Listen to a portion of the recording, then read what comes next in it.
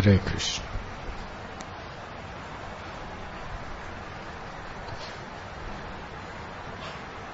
His Divine Grace, Srila A.C. Bhakti Vedanta Swami Prabhupada,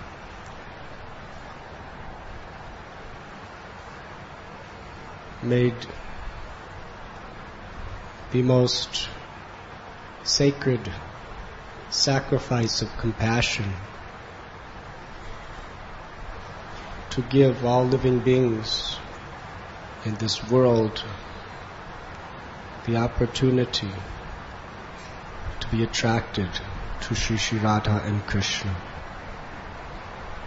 the only true goal and purpose of life. He left such precious jewels with us. And Srila Prabhupada is factually living in and through those jewels that he has bestowed upon the world. His books, his temple, his life, his temples, his life history, and amongst many other such contributions Prabhupada gave us, he has given us his devotees. Those who have sincerely surrendered their lives to assist him in his mission of compassion. Today we have a wonderful sangam of many of Prabhupada's most intimate associates. For me to do justice to introduce each one of them would give them no time to speak. So I will speak very briefly. We have His Holiness Srila Bhakti Charu Swami Maharaj.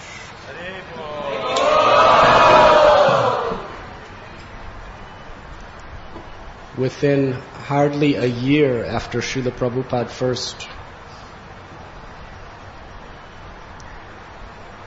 saw Bhakti Charu Swami Maharaj, he gave him first initiation, second initiation, and sannyas.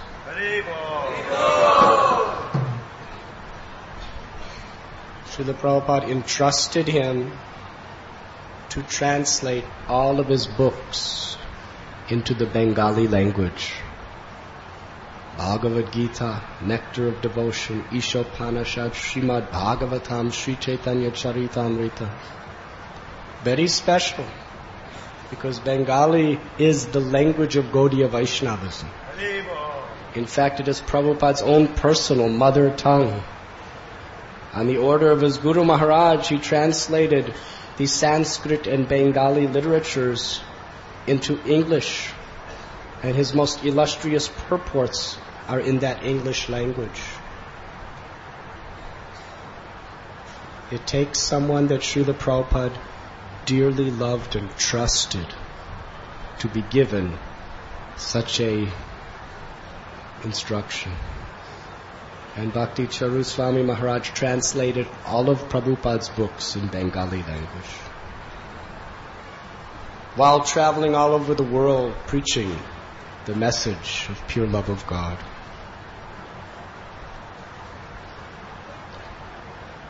He is known for his great authority on Vaishnava culture, Vaishnava etiquette, his mastery over Vaishnava philosophy, his wonderful, exemplary Vaishnava behavior, his compassion, his gentleness, his humility, and he's very kind to us. He comes so often to Sri Radha Gopinath temple. In his love for Srila Prabhupada, he has created the series of Abhay Charan. Many, many people all over the world are gaining deep appreciation and love for Srila Prabhupada by his offering of love. There is nothing greater that we can give anyone than the association of Srila Prabhupada.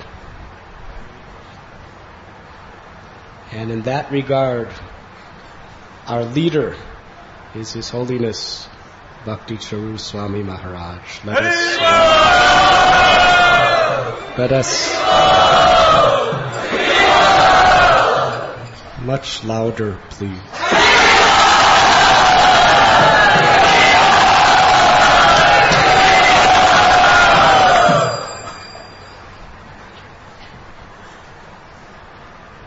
We also have one of the most fearless preachers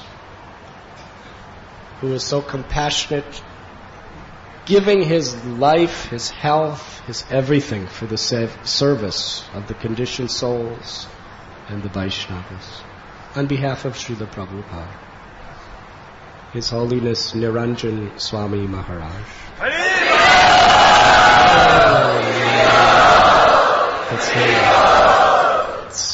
I didn't even introduce him yet. We'll do it again at the end. Niranjan Maharaj joined as a brahmachari, remained in the renounced order of life since the early 70s when he came to Srila Prabhupada. He developed so much preaching in America. He was the president in Boston. He was training the new devotees in New York City. He was traveling Sankirtan book distribution. Later on, in the 80s, he was one of the first devotees in our movement to be willing to secretly enter into the communistic countries where there was great risk. Russia, Ukraine. And he had to secretly underground, in the guise of a tourist, he would just disappear from the tour groups and do kirtan and harikatha. And if he was caught, God knows what would have happened. Year after year after year. Ukraine is one of the most vibrant, Krishna-conscious families in the whole world. It's thousands of devotees. It's one of the poorest countries in the world. People are desperate. They were under communist, stringent laws for so many decades, generations. But he has created beautiful temples, 50 Namhat centers. He inspired those devotees, even though they have no money. They built one of the most beautiful temples in the Western world of ISKCON just by going out and begging brick companies to donate bricks, cement companies to donate cement, glass companies to donate glass, steel companies to donate steel. That's how they built a beautiful, large temple with hundreds of devotees, full-time. He is known for his great humility, his very heart-piercing narrations of Krishna and Lord Chaitanya Mahaprabhu's teachings and pastimes. And people all over the world really deeply trust him because he's the embodiment of spiritual integrity. And he's always very merciful upon me. Let us very gratefully welcome him to Sri Radha Gopal.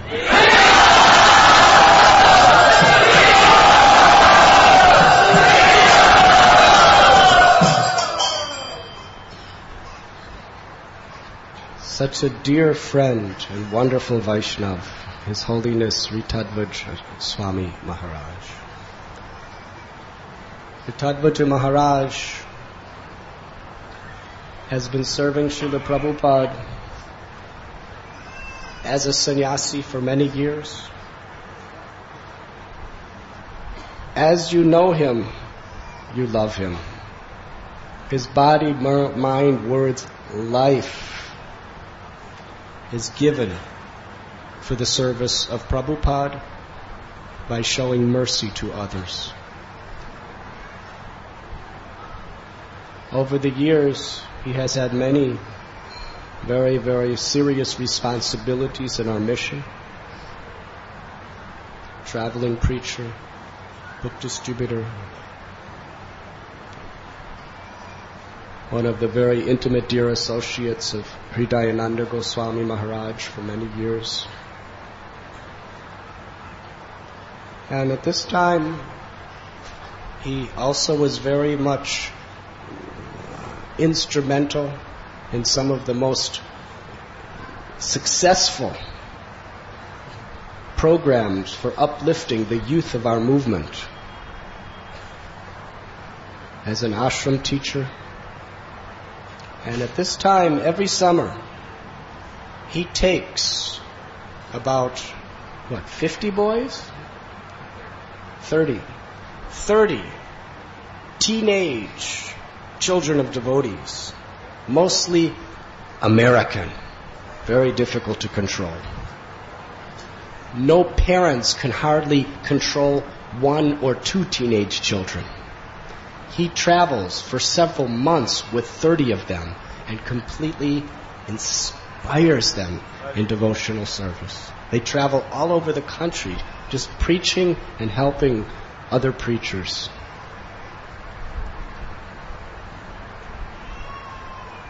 He's really one of Srila Prabhupada's very, very dear and precious jewels in the renounced order of life. Let us very graciously welcome Ritadvaja Swami Maharaj.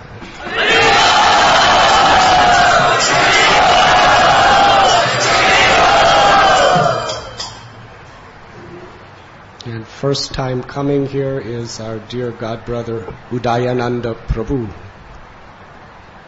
who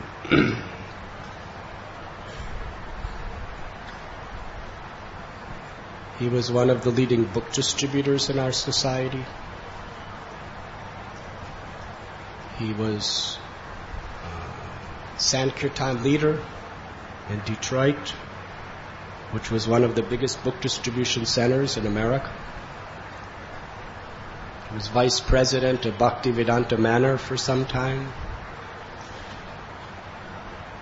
He loves Kirtan, he loves Harikatha, and he loves Vaishnavas. Such deep appreciation of devotees. And Srila Prabhupada saw that in him. And during Prabhupada's last weeks on the planet, Prabhupada reciprocated with his selfless, unconditional devotional service by allowing him to personally massage Srila Prabhupada's lotus feet with his own hand. Let us welcome, and his good wife, Raseshwari Mataji, is also humbly sitting in the back. Let us welcome them to Sri Radha Gopinath.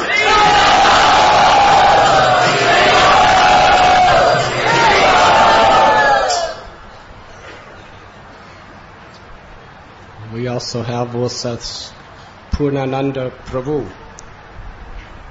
Purnananda Prabhu has been very, very faithfully for many, many years, even to this day, developing college preaching in America. And with very nice success. He has been in various places serving Srila Prabhupada and is one of the worshipable godbrothers of my heart. Let us welcome him to Sri Radha Gopinath.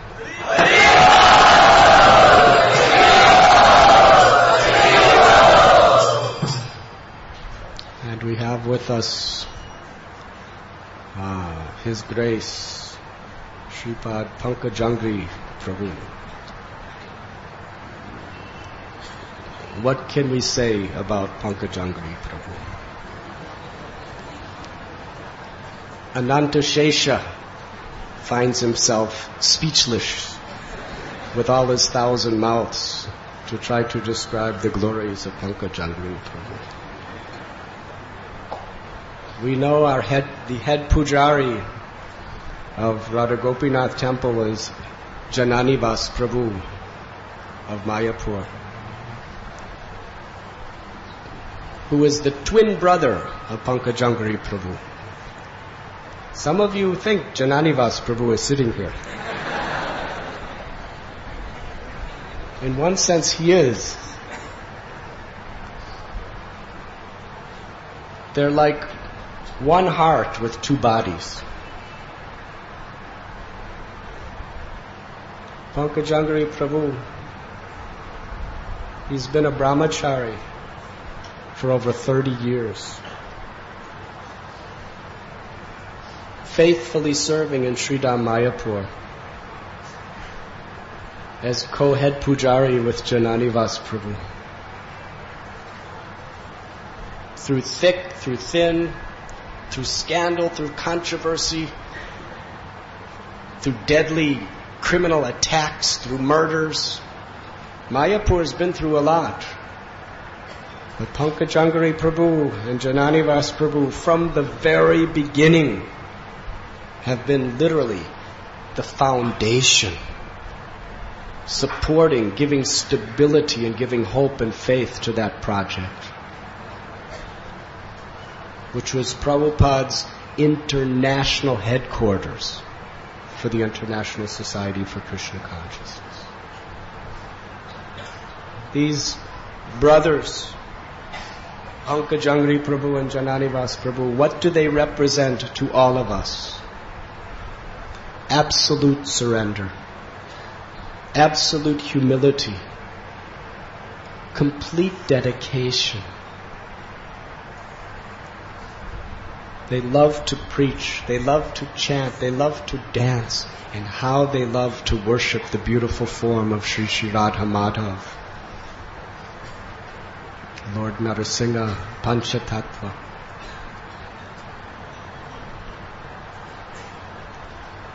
In my humble opinion,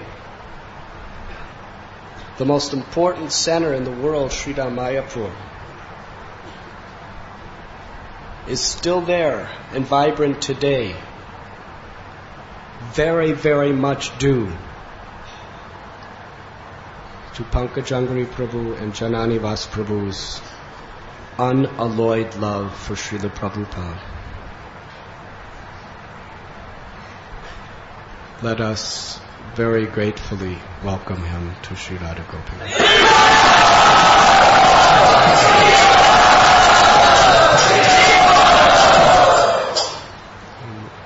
Ras Leela Mataji is here.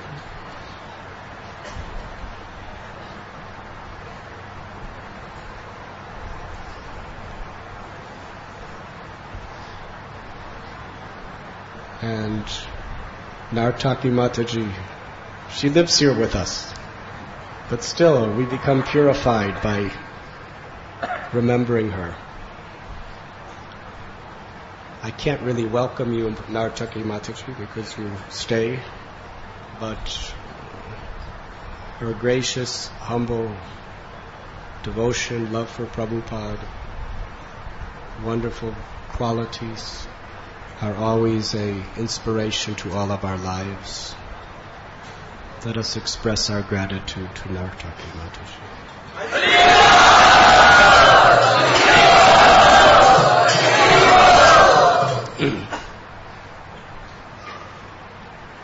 At this time, we request His Holiness Bhakti Charu Swami Maharaj to lead us in a kirtan or bhajan according to his choice, and then to speak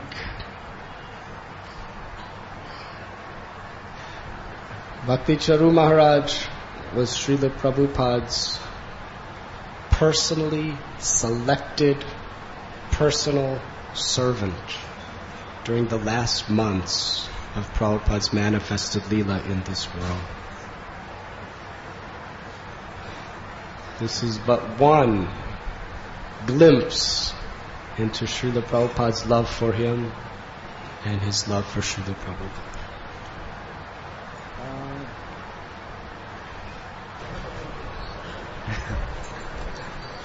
Hare Krishna. Couple of years back, on the occasion of Phool Dol festival, I sang a few stanzas from Gopi Gita, Tava Kathamritam, and often devotees from Radha Gopinath temple speak about that. So when Maharaj requested me to sing, I asked Maharaj whether I should sing that song, and Maharaj consented. Now I wanted to find out from you all, how many of you will be able to follow if I sing that song? Tava Kathamritam, Tapta Jivanam, Kabibhir Iritam, Kalmashapaham, Shravana Mangalam, Srimadattatam, Bhuvi Grinanti Ye Bhuridajana. This song bears a very special significance to us because this song actually, especially this particular stanza, indicates Srila Prabhupada's glory. And this glory of Srila Prabhupada has not only been indicated by the gopis of Vrindavan, but Sri Chaitanya Mahaprabhu himself also accepted or indicated that a personality would come who would spread Krishna consciousness, Krishna Katha all over the world. And today we can consider without any doubt who that personality is. Srila Prabhupada ki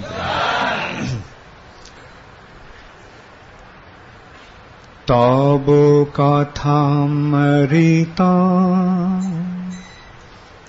tapto jivana Kobi bhiririta kalmashapaha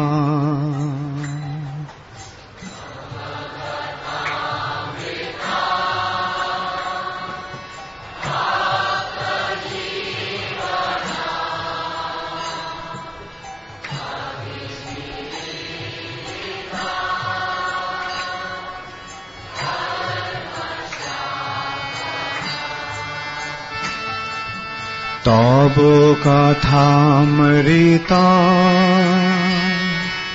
tapto jivana Kobi bhiririta kalmashapaha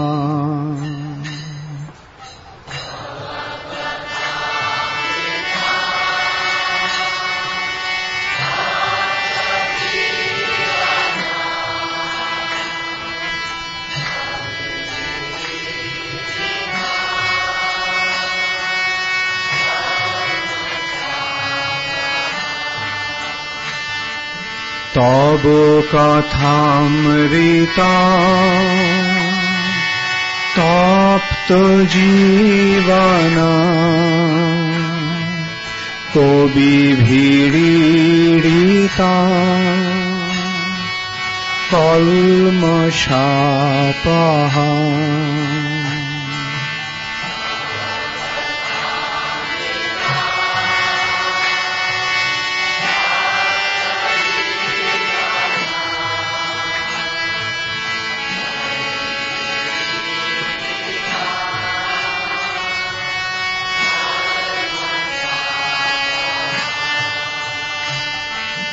Shravanamangala Shrimadatata Bhuvi Grinanti Ye Bhurida Jana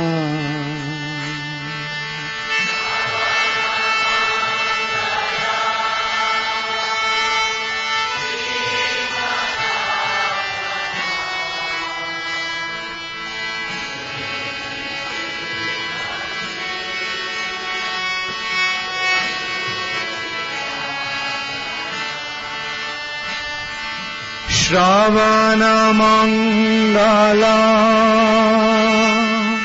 Shrimadatata Bhuvi Grinanti Ye Bhurida Jana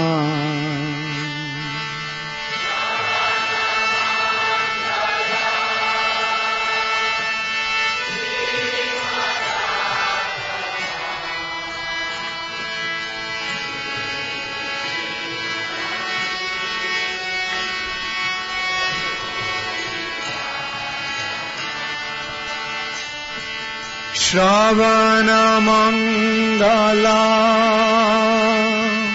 Shrimadatata Bhuvi Grinanti Ye Bhurida Jana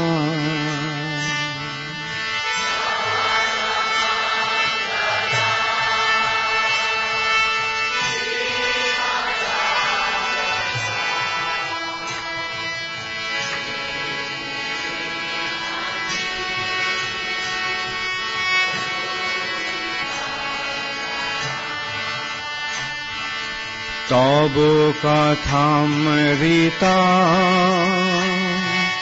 tapto jivana kobidhiririta kalmashapaha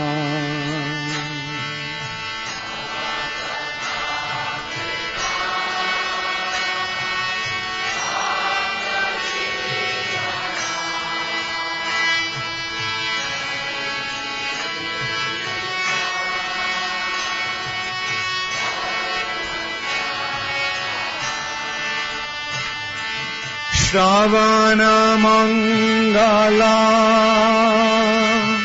Shrimadatata Bhuvi Grinanti Je Bhurida Jana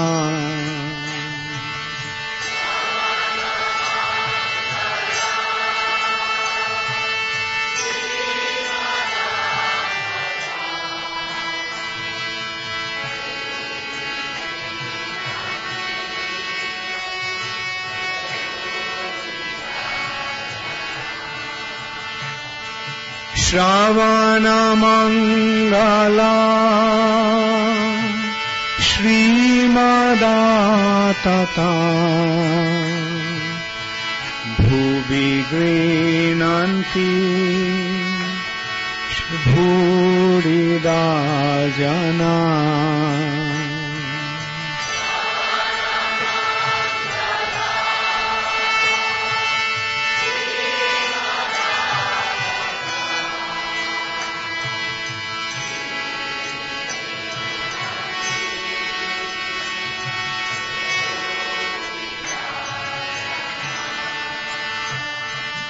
Bhuvi Grinanti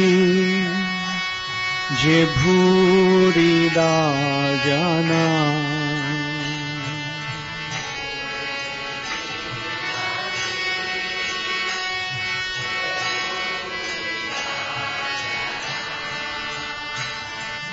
Bhuvi Grinanti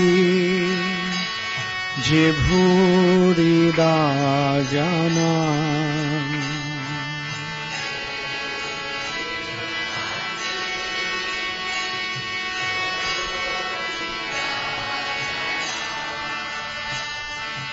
Hare Krishna,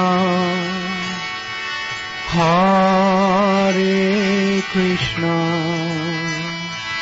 Krishna Krishna, Hare Hare.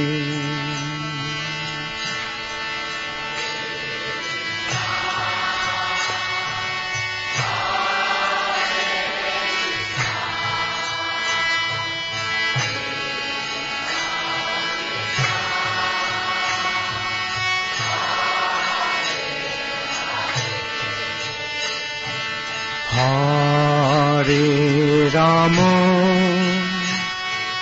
Hare Rama, Rama Rama,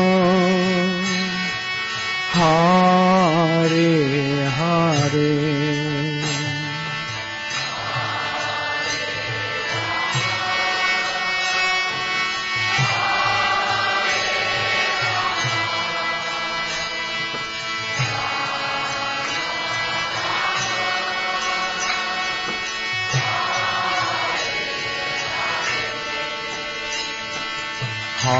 Hare Krishna, Hare Krishna, Krishna Krishna, Hare Hare.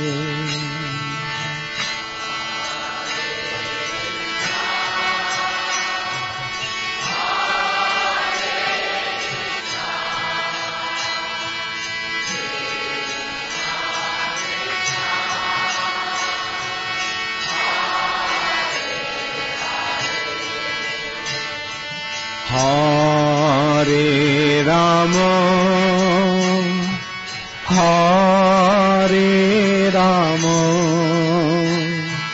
Rama Rama, Hare Hare.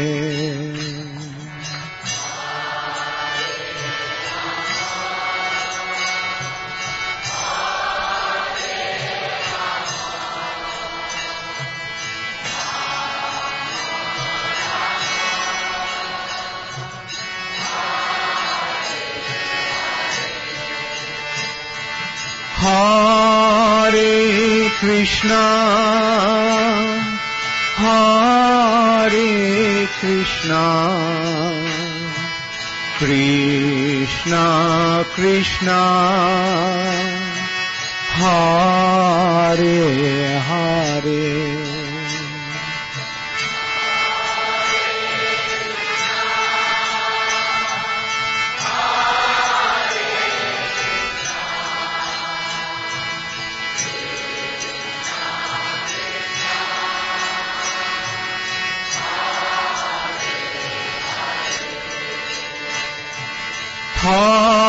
Hare Rama, Hare Rama, Rama Rama, Hare Hare.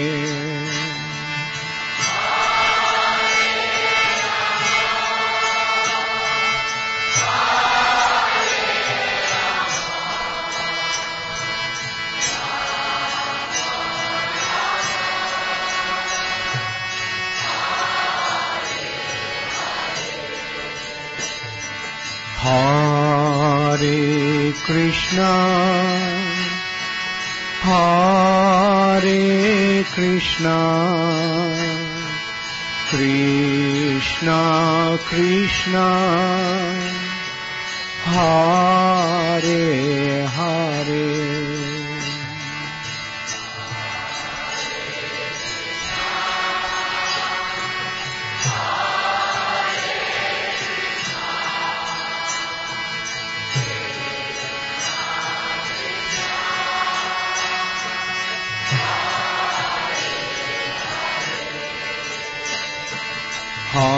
Hare Rama,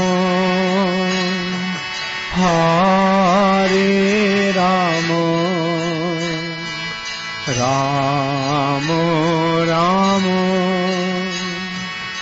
Hare Hare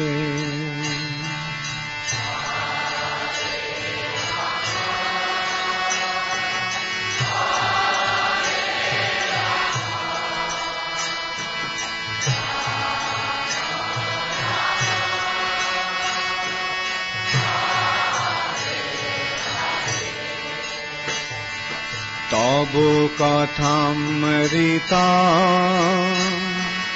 tapto jivana kobi bhiridita kalmashapaha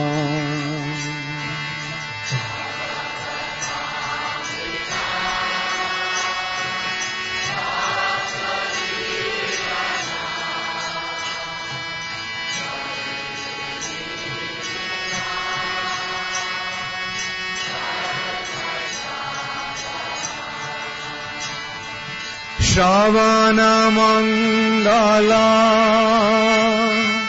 Shrimadatata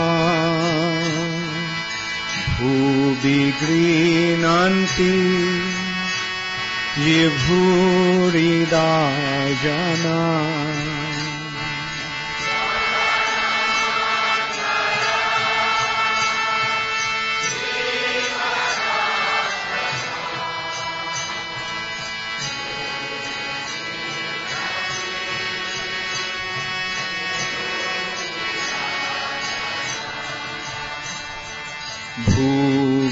Bhubigrinanti Jibhurida Jana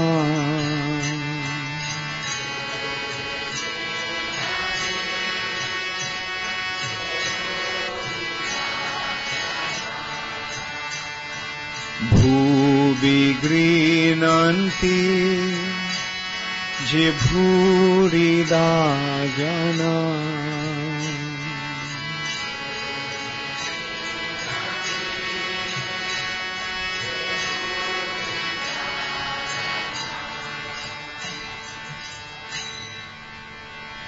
Srila Prabhupada ki, Shri Shri Radha Gopinath Ashtashakhi ki, Shri Shri Nath Ji ki, Shri Shri Gaur Nitai ki, Shamaveto Bhakta Vrinda ki, Gaur Premanande Hari Hari.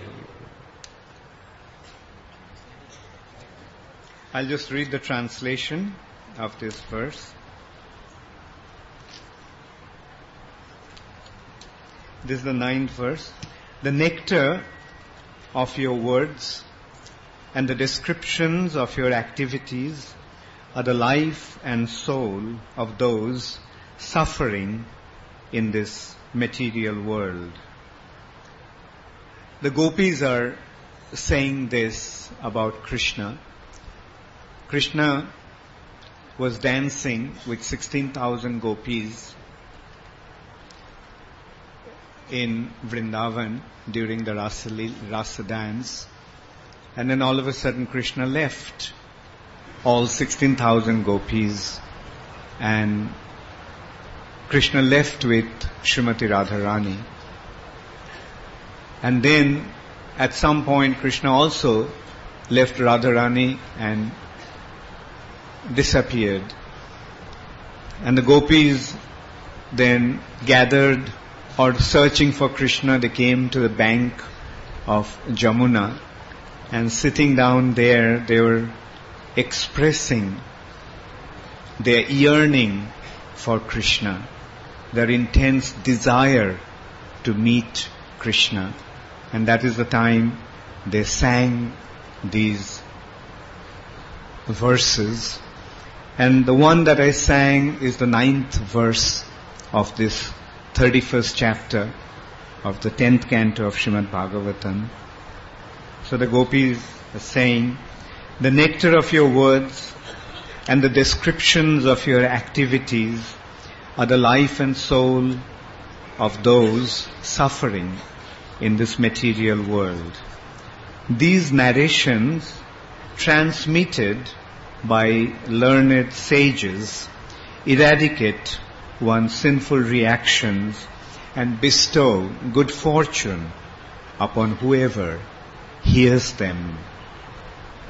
These narrations are broadcast all over the world.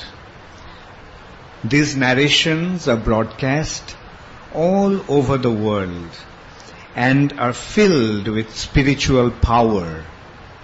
Certainly, those who spread the message of Godhead are most munificent.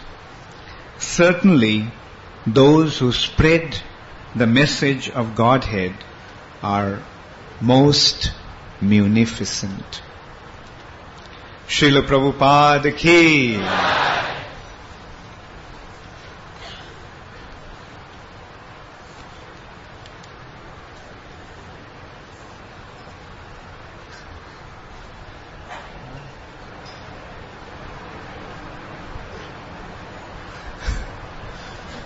Hare Krishna. Nama Om Vishnu Padaya Krishna Prishthaya Bhutale Srimate Bhakti Vedanta Swami Niti Namine Namaste Saraswati Deve Gauravani Pracharine Nirvishesha Shunnavadi Paschata Deshutarine.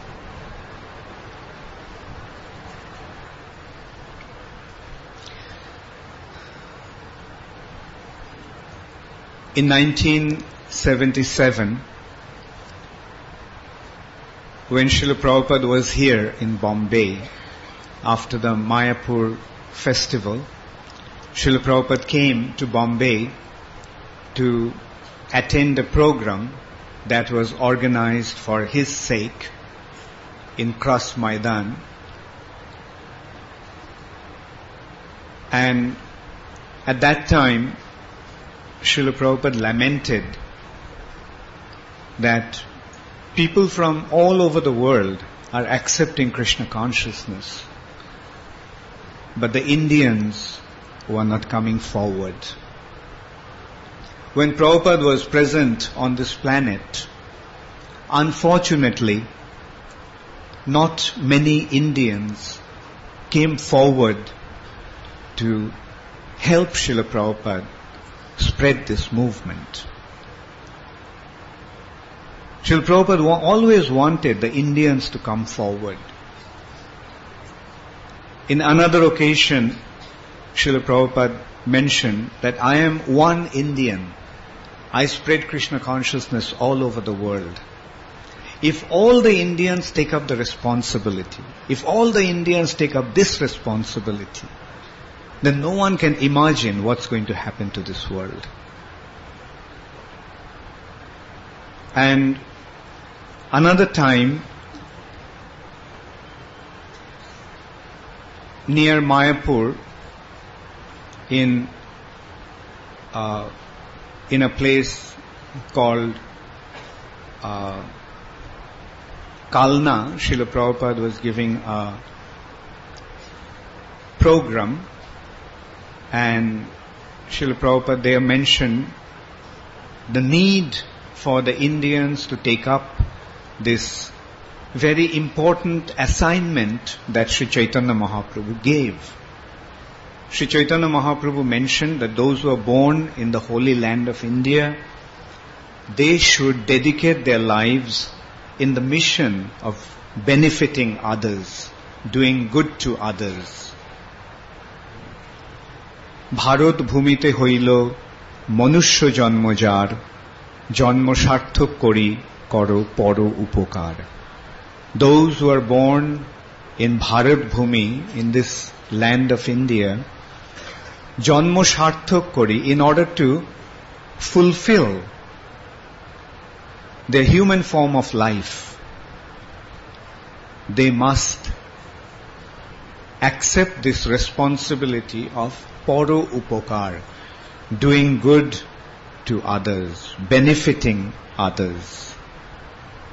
And how Srila Prabhupada explained, Jare dekho tare kaho Krishna upadesh amar aggay guru hoiya taro ei desh.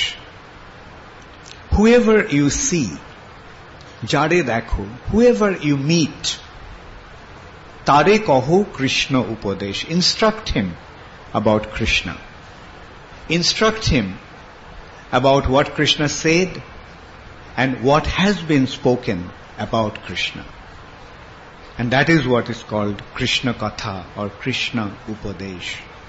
Jare dekho tare kaho Krishna Upadesh. Amar aggay guru hoiya taro ei desh. On my order, you become a guru, you become a spiritual master and deliver the whole world. So this is the responsibility that Sri Chaitanya Mahaprabhu specifically bestowed upon every single Indian, irrespective of his caste and creed. Sri Chaitanya Mahaprabhu didn't say that those Hindus who are born in India and so forth. He said whoever is born in India must take up this responsibility. And Srila Prabhupada was very much concerned that the Indians were not coming forward.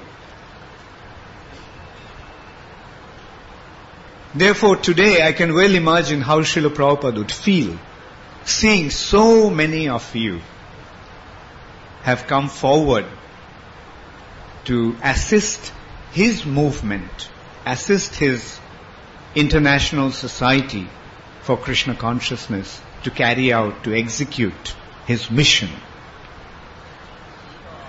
Srila Prabhupada was also very concerned that just Prabhupada did not care about the numbers. Prabhupada very openly used to admit that he was not concerned about the quantity. He was concerned about the quality. Prabhupada said that, Prabhupada once also mentioned that instead of 4 regulative principles, if he had 3 regulative principles, then thousands of people would have come. If he relaxed it a little bit, instead of 4, if he made 3, there would have been so many more people joining this movement. But Prabhupada didn't want to compromise. Prabhupada wanted to establish the very, very lofty standard. And Prabhupada, what did Prabhupada say about that? That even a gentleman has to follow these 4 regulative principles. What to speak of a spiritualist? Even if one wants to be identified as a gentleman, he must follow these 4 regulative principles. So in this way, Srila Prabhupada was more concerned about the quality of people he was attracting. And in this respect, Prabhupada said, like in a plastic shop, you get many, many customers. But in a diamond shop, you get a very few. But those few that come, they are solid ones. So Prabhupada wanted the first class people to come and join this movement. And here we are seeing so many of you, first class Indians, have come forward to assist Srila Prabhupada under the able guidance of His Holiness Radhanath Maharaj. I was thinking that Prabhupada would be so pleased the way Krishna consciousness is spreading here in Bombay and in other parts of this country. When we see the Chaitanya Mahaprabhu's movement, when we follow Chaitanya Mahaprabhu's movement, then we see that it is by the divine arrangement of Sri Chaitanya Mahaprabhu, it is following a very specific plan. It's following a very specific pattern. Chaitanya Mahaprabhu came, we can see, Chaitanya Mahaprabhu came at a time when India was in the most chaotic condition, in a most chaotic state. Sri Chaitanya Mahaprabhu appeared in India when practically the whole of India was under the Muslim domination.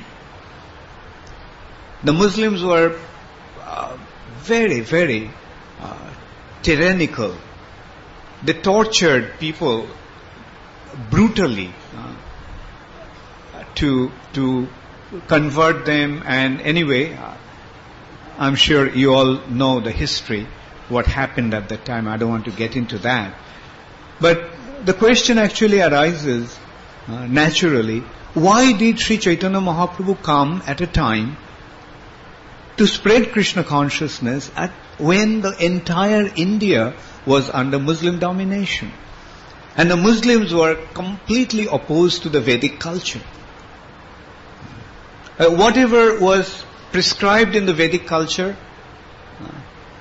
to act in contrary to that was Muslim religion. It rather became Muslim religion. When the Muslim, actually, Muhammad never prescribed cow killing. Actually, in Quran, one of our god brothers who came from a Muslim background, he actually mentioned that in Quran there is a chapter called Surah Al-Baqarah that glorifies cows. So cow killing was not actually prescribed or authorized in Quran. But when the Muslims came to India, they saw that in Hindus are worshipping the cows, therefore kill the cows. So whatever was prescribed according to the Hindu tenets or Vedic scriptures, to act in contrary to that became the dharma of the Muslims. Like for example, the Hindu Kshatriyas used to keep mustache, and the Muslims clipped the mustache and kept a beard. So, Sri Chaitanya Mahaprabhu appeared at a time when the entire country was under the Muslim domination. But still Sri Chaitanya Mahaprabhu spread Krishna consciousness in such an adverse atmosphere. So this actually proves that Sri Chaitanya Mahaprabhu's movement is meant, this Krishna consciousness movement is meant to solve the problems of the world at the most critical time. That is how Sri Chaitanya Mahaprabhu came, and he inundated the land of India with Krishna consciousness within a short span of just 20 years' time. And then Sri Chaitanya Mahaprabhu's loyal followers carried on with the mission of Sri Chaitanya Mahaprabhu. But then we see that Krishna consciousness movement had a decline. Krishna consciousness movement faced a crisis to such an extent that Sri Chaitanya Mahaprabhu's teachings and Sri Chaitanya Mahaprabhu's dham disappeared. Sri Chaitanya Mahaprabhu's dham, Navadvip, and Sri Chaitanya Mahaprabhu's teachings disappeared. People didn't know what was the teachings of Sri Chaitanya Mahaprabhu. They started to concoct all kinds of nonsensical practices and introduce that in the name of Sri Chaitanya Mahaprabhu's teachings.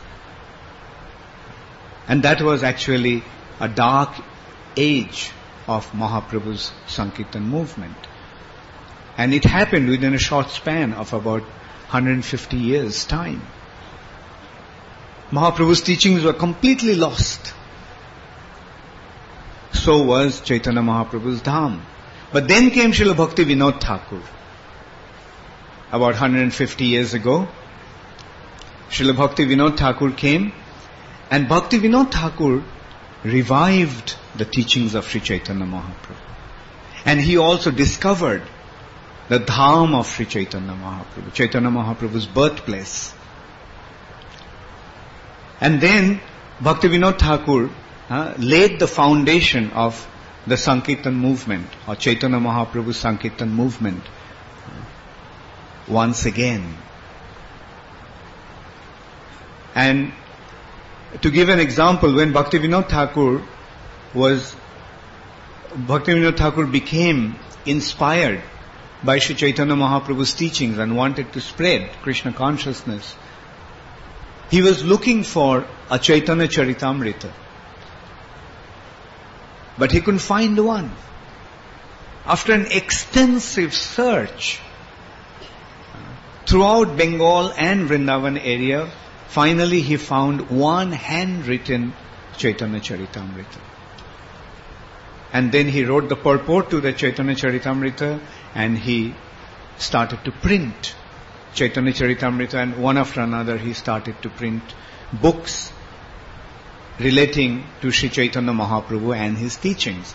Chaitanya Charitamrita, Chaitanya Bhagavat, Bhakti Ratnakar, etc. But Bhaktivinoda Thakur himself was a very high-ranking government officer. Therefore, he could not very effectively dedicate himself to this mission, because he had that responsibility as a high-ranking government officer. Sometimes Bhaktivinoda Thakur even wanted to resign, but the British government would not let him resign. And then Bhaktivinoda Thakur prayed to Lord Jagannath, and as a result of his prayer, Lord Jagannath sent Srila Bhakti Siddhanta Saraswati Thakur. And Bhakti Siddhanta Saraswati Thakur took up the mission of Srila Bhaktivinoda Thakur, and he did spread Krishna consciousness once again throughout the holy land of India. But that was not enough. Chaitanya Mahaprabhu said that Krishna consciousness movement must spread in every town and village all over the world. So Bhakti Siddhanta Saraswati Thakur was very much concerned about the need to preach out of India, especially to the West, Europe and America. And Bhakti Siddhanta Saraswati Thakur sent some of his qualified disciples to England and Europe to preach. And as you know, during his first meeting with Srila Prabhupada in 1922, Srila Bhakti Siddhanta Saraswati Thakur told Srila Prabhupada to spread this message of Sri Chaitanya Mahaprabhu all over the world in English language. And finally, Srila Prabhupada actually fulfilled that dream of Srila Bhakti Siddhanta Saraswati Thakur and Bhakti Vinod Thakur, and fulfilled the prediction of Sri Chaitanya Mahaprabhu. The prediction that he made 500 years ago, it is through Srila Prabhupada that prediction became fulfilled. Srila Prabhupada spread Krishna consciousness all over the world. But Srila Prabhupada knew that it don't happen during his lifetime, the spreading of Krishna consciousness in every town and village. Prabhupada had only a very few years' time. When he went to America, he was already 70 years old. Prabhupada knew he had only few years. Therefore, Prabhupada just spread Krishna consciousness with a tremendous speed all over the world, very effectively, establishing temples, making devotees, and influencing individuals, spreading his books, distributing his books, and spreading his message through his books. Srila Prabhupada did that, but Srila Prabhupada knew that it won't happen like the spreading of Krishna consciousness in every town and village will not happen during his lifetime. Therefore, Srila Prabhupada put so much emphasis on the institution that he created, ISKCON. Because it is through this institution of ISKCON that Srila Prabhupada's mission, Srila Bhakti Siddhanta Saraswati Thakur's mission, will continue. Krishna consciousness movement will keep on spreading. And eventually, a time will come when this movement will spread in every town and village all over the world. During Srila Prabhupada's time, Srila Prabhupada was present, and Srila Prabhupada used his young American and European disciples to spread Krishna consciousness very effectively, and they did it with their youthful enthusiasm and dynamism. They spread Krishna consciousness very effectively all over the world. And as we No, creation takes place in the mode of passion. But passion is needed for creation. But if passion prevails, then maintenance will be affected. The maintenance must be done with the mode of goodness. Now eventually we saw, after Srila Prabhupada's disappearance, when the mood, that passionate mood prevailed due to Srila Prabhupada's absence, since there was no one there, since Prabhupada was not there to spiritualize that mode of passion into unalloyed devotional service, our society went through some major difficulties and crises. But eventually we are seeing that ISKCON is developing another mood. That mood is the mood of goodness. And ISKCON leadership also has changed due to that. Like, there was a time when the leadership was quite passionate. But today we are seeing that the leadership is coming into the mode of goodness. And today I very strongly feel about this, because on my two sides I have two leading devotees of ISKCON, and those who are establishing a very wonderful standard, very wonderful mood of goodness, in the mode of goodness, Radhanath Maharaj and Niranjan Maharaj. And last year I was with Radhanath Maharaj in New Vrindavan, and after Prasadam we were half lying down in his room, and Radhanath Maharaj, in a very sincere way, he was telling me that, I never wanted to become a leader. I never wanted to become a leader. When Kirtananda Swami was there, I was happy just being his second man.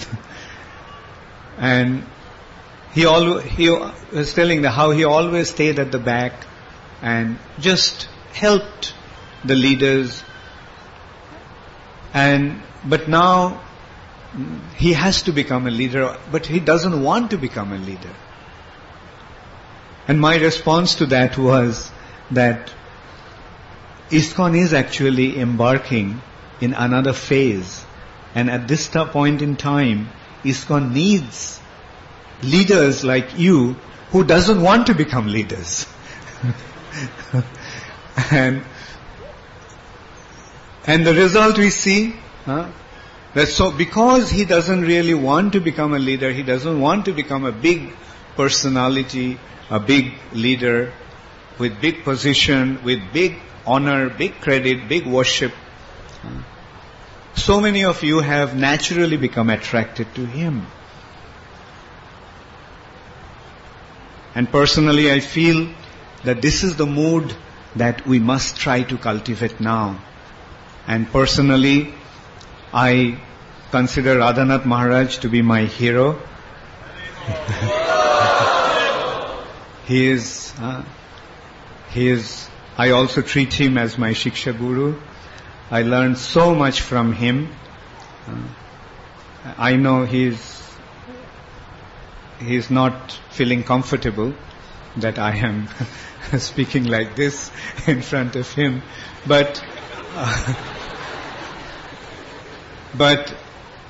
we have to recognize what is going to be beneficial for the movement and must do that.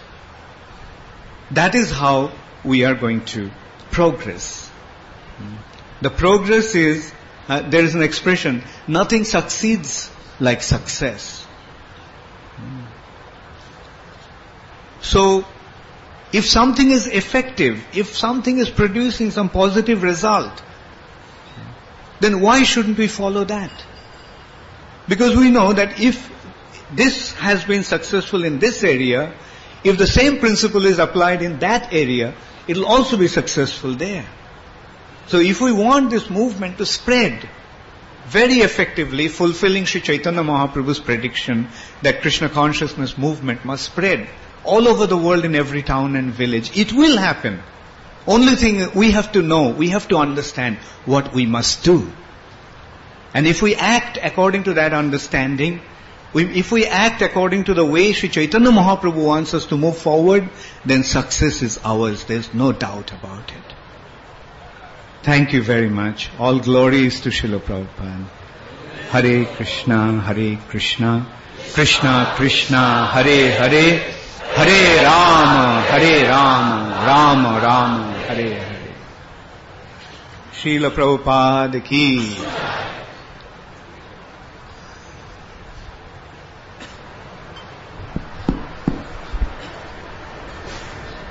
Thank you, Bhakti Charu Swami Maharaj. Another very exalted God brother has just entered. Tejas Prabhu, can you kindly...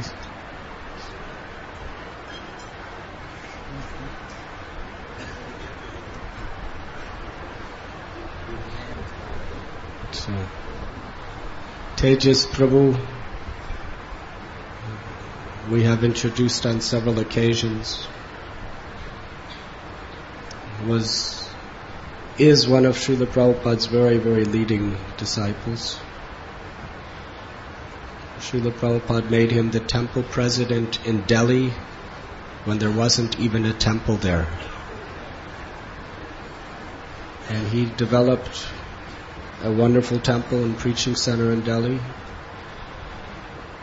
And Prabhupada had so much trust in him. He had Tejas Prabhu overseeing the finances, not only in Delhi, but for the whole project in Vrindavan, including the construction of Krishna Balaram Temple. One of the other very glorious offerings he made to Srila Prabhupada was he was president in Bhuvaneshwar, and he was responsible for beginning the construction of the beautiful Bhuvaneshwar temple that is there today.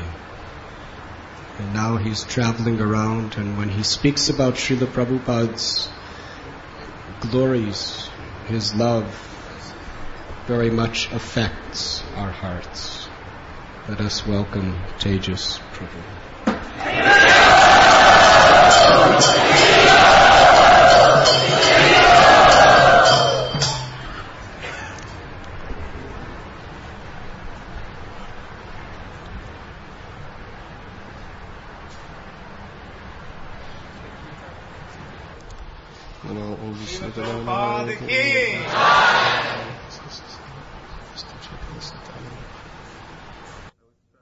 Yeah, I was traveling Sankirtan in 1974. It's my first time I met Udayananda Prabhu. We stopped in Detroit, and he was a book distributor there. And he trained me up. Right. And then he went out with our party to learn our method of distribution also at that time. Then sometimes it was very cold, and in the winter that we would go out and we'd stay in these vans and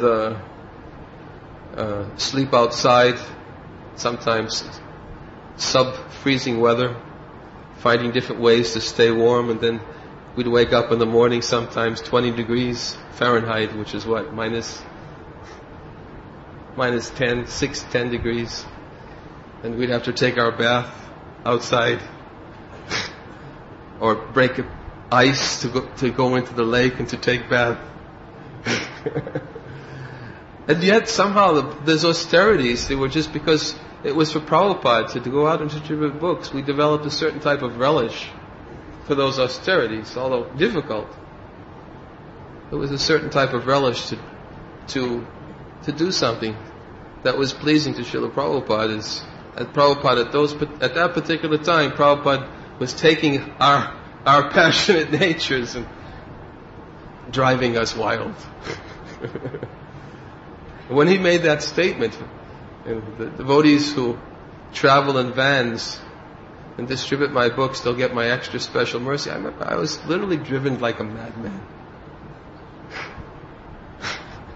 Everyone. Devotees were going out in full force, like complete madmen. On the weekends, we'd stay out till 2 o'clock in the morning, right, distributing books. Saturday nights. I'm not recommending this type of distribution for today. I'm just sort of like giving a kind of indication of what Srila Prabhupada would do to our hearts. And to really,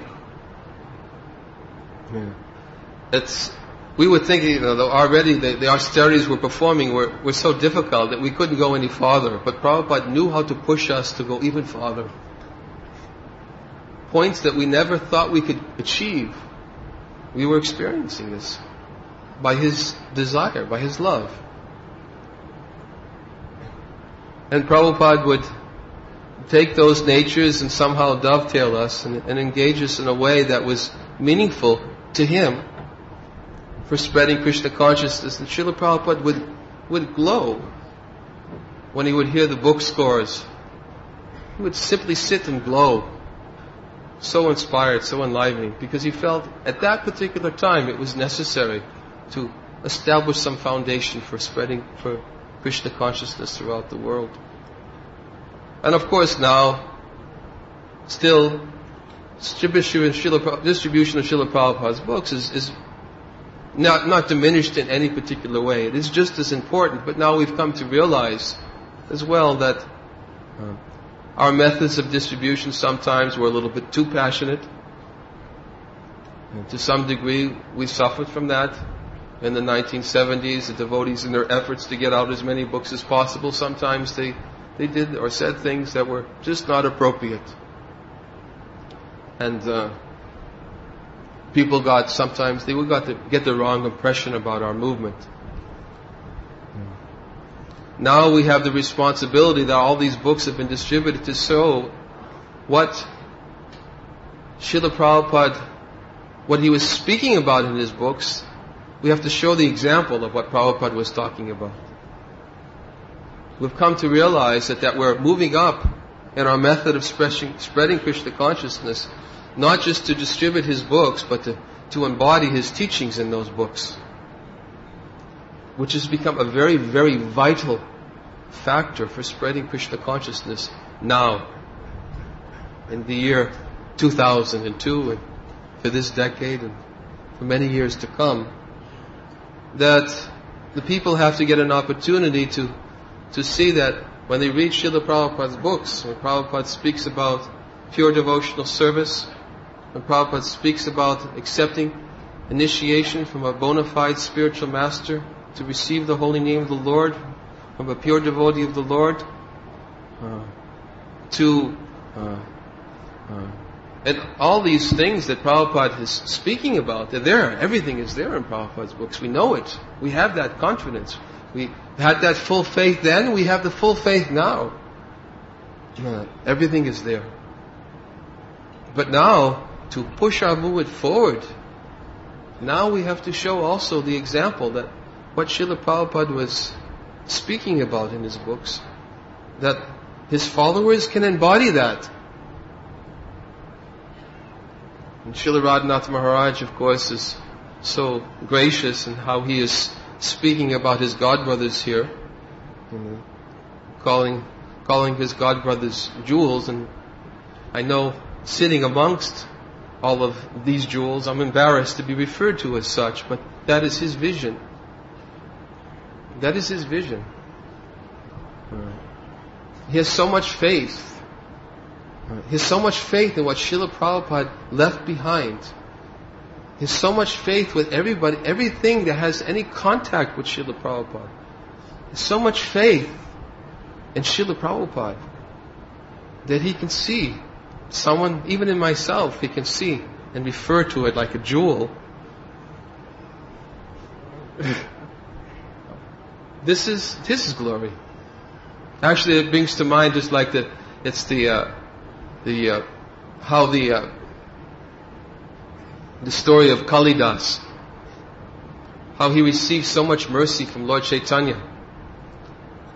Why did he receive so much mercy from Lord Chaitanya? Because Kalidas was someone who had so much faith in Vaishnavas. Kalidas was himself a great Vaishnava. He was always absorbed in chanting the holy names of the Lord. He was the uncle of Raghunath Das Goswami. And he would always be seen absorbed in this chanting. Wherever he would go, he would simply chant Hare Krishna. But the example that he showed is that Kalidas was very anxious to take the remnants of food from Vaishnavas. He made no discrimination. If a Vaishnava was born in a family of Sudras, a neophyte Vaishnava, a highly advanced Vaishnava, he made no discrimination. For him, if someone was a Vaishnava, he wanted to simply take his remnants of foodstuff. And he would create a situation. As we know, he would take gifts wherever he would go, of offerings to the homes of Vaishnavas, and he would bring some food, and he would wait outside their doors, hiding for them to bring the remnants of foodstuffs outside. Whatever he was always very expert. He knew how to bring something that would have to have some remnant. He didn't want everything to be consumed. They had to have some remnant. So he would wait outside, and whenever that remnant would come out, he would go and he would take that remnant, and he would, with great relish, he would take that remnant and relish it. And he had great faith that by taking those remnants, that he was thinking that, he was benefiting by that. Kalidas, and one time he went to the home of Jadu Thakur, and he brought with him some very nice mangoes to offer to Jadu Thakur. Jadu Thakur, he was in the Munimali caste, which was considered to be a lower caste. But Kalidas, when he came there, he came before Jadu Thakur and his wife. And they had some discussion. He began to speak about Krishna for some time. And then Jadu Thakur, he was thinking that I have to render some service to this great devotee. He said, but I'm very fallen. I want to give him some food to eat, but I can't allow him to take food from my hands. I'm too fallen. So he was thinking, why don't you go to some Brahmin who's nearby? I will give him some food. You go and let him cook some food for you, and you can take from his hand. So you don't have to take from me. Jadu Thakur was also very humble. Although he was very qualified himself, Vaishnava, he was thinking himself unqualified to feed Kalidas. But Kalidas, he said, no, I have simply come here simply to see your lotus feet. Take the dust from your feet. He says, now that I have seen your feet, I've become completely purified simply by seeing your feet. And now I have such a debt to you. I'm feeling so indebted to you because you've given me the opportunity simply to see your lotus feet. Kalidas was thinking in this way. He had this vision, such faith. But Jadu Thakur was thinking himself, as we said, not very qualified. But then Kalidas took advantage. He began quoting various shlokas to support his own conviction. He quoted the verse, what is it? Name bhaktas chaturvedi mad bhaktas swapacho priya tasmai dayam tato grayam sacha pujyo hitayaham. That even if a devotee is very expert in the Sanskrit Vedic literatures, but if he's not pure in devotional service, Krishna says, he's not accepted with me. But even if one is born in a family of dog eaters, but if he's a pure devotee who has no desire for his sense enjoyment derived from karma, fruitive activities or mental speculation, he is very dear to me. Such devotees, he said, should be given all respect. Whatever they offer should be accepted, and such devotees, they are good as I am.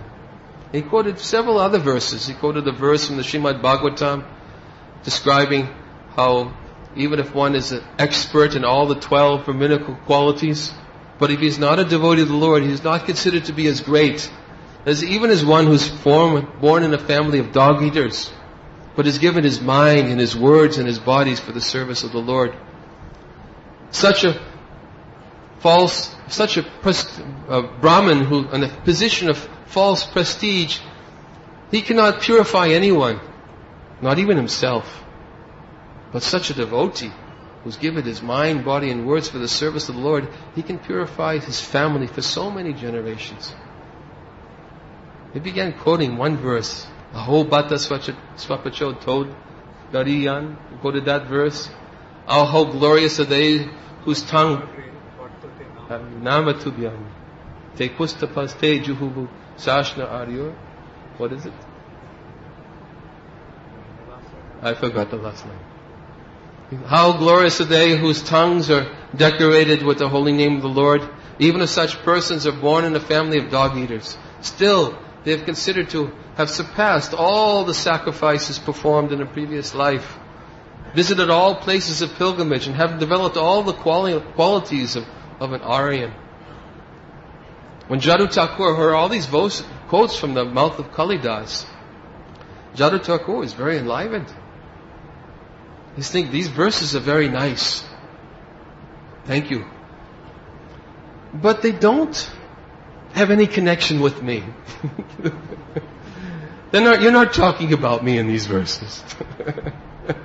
This is how Jadu Thakur felt. But Kalidas, he could understand at this particular point that, well, he was going to leave behind these gifts of mango. You have to go, Maharaj. Yes? He left. He gave these mangoes to Jadu Thakur, and he was turned around. He was about to leave, and Jadu Thakur followed him out, away from the home. They spoke a little bit while longer, and then Jadu Thakur returned to the house, and then Kalidas, he took the opportunity immediately, seeing those footprints, took the dust and began taking that dust all over his body and spreading it. He was getting this dust. He says, I've come to take the dust from your feet. Jadu Thakur would not give. But even though Jadu Thakur would not give, still we can understand that Kalidas was able to get what he was looking for by taking this dust and smearing it all over his body. In fact, this whole pastime describes how Lord Chaitanya also, he did not want devotees to take. We'll get to that point. We won't get.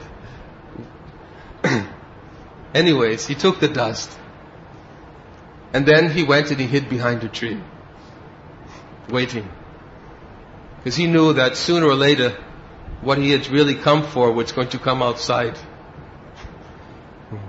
He knew the devotees, after eating, taking the food and whatever remnants, they would never leave the remnants in the house. They would always take it outside. Right? That was such as Vedic culture. Just like this one story actually, in this connection. I won't digress too much, but it made me think of this one story. Shruti Kirti Prabhu was telling these stories about Srila Prabhupada. He was telling this story that how every day he would go in, he had a little kitchen in Los Angeles next to Srila Prabhupada's room. And he would go in and he would bring Srila Prabhupada, he would cook Prabhupada's meal right in the kitchen, right next to Prabhupada's room. Give Prabhupada his breakfast. And then he would come and he would take Prabhupada's tray and bring it back into the room that he was using as a kitchen. And Shruti Kirti Prabhu would take usually whatever remnants of food that were there, he would distribute to the devotees, and oftentimes Prabhupada took orange in the morning, and he would leave some orange peel in the plate. And Shrutikirti Prabhu would take that orange peel and he would throw it in the trash in the room.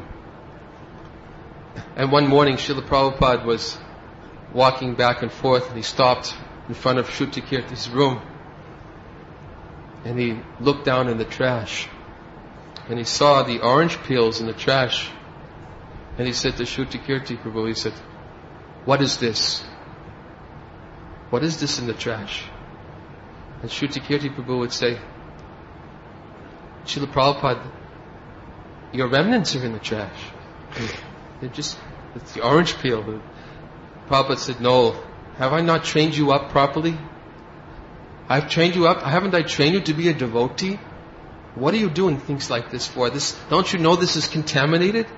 And Shrutikirti Prabhu wanted to defend himself and say, "Oh, Prabhupada," in his mind he was thinking, "How is this possible? This is contaminated. Prabhupada, this is coming from your lotus lips. There's no question of any contamination." But Prabhupada became very angry. He said to Shrutikirti, he said, "What, you Malecha?"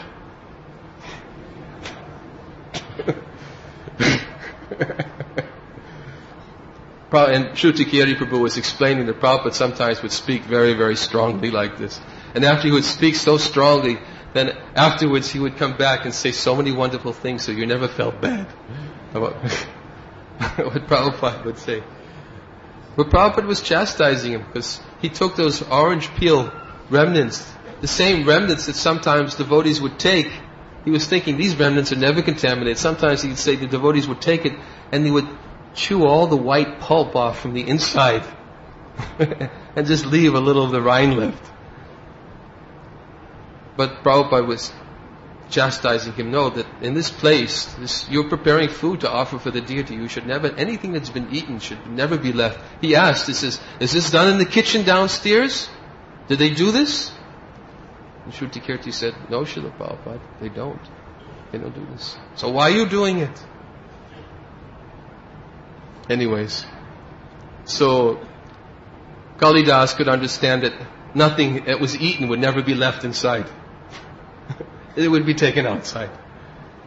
And so whenever he would bring some offering like mango, he knew that sooner or later some pulp was going to come out, some skin or some seed, and he waited.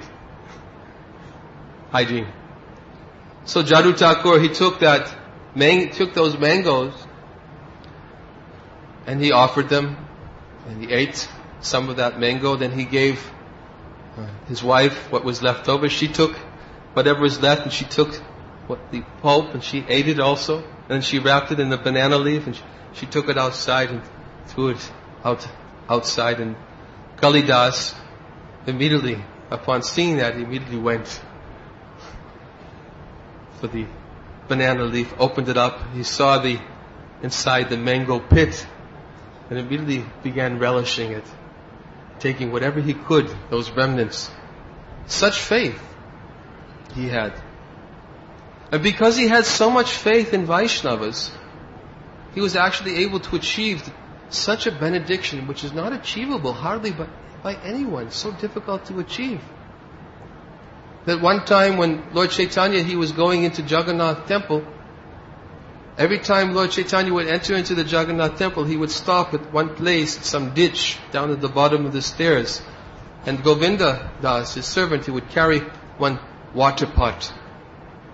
And he would take that water and he would bathe the lotus feet of the Lord at that place. And the Lord had given strict instructions to Govinda Das. He said, "Nobody should ever take this water." Strict instruction had been given.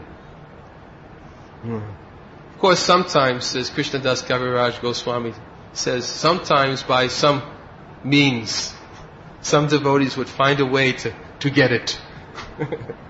But still the order was there. But in this particular time, Govinda was taking the water and he was pouring the water over the lotus feet of the Lord. And Kalidas came out and took his hands and he cupped his hands and he collected that water right in the presence of Lord Chaitanya. He took that water and he drank it. But not only did he do it once, he took his hands, collected that water a second time, and he drank it all. And then a third time. Lord Chaitanya was, the whole time, he was standing there, what? Although that strict order was given, nobody should ever take.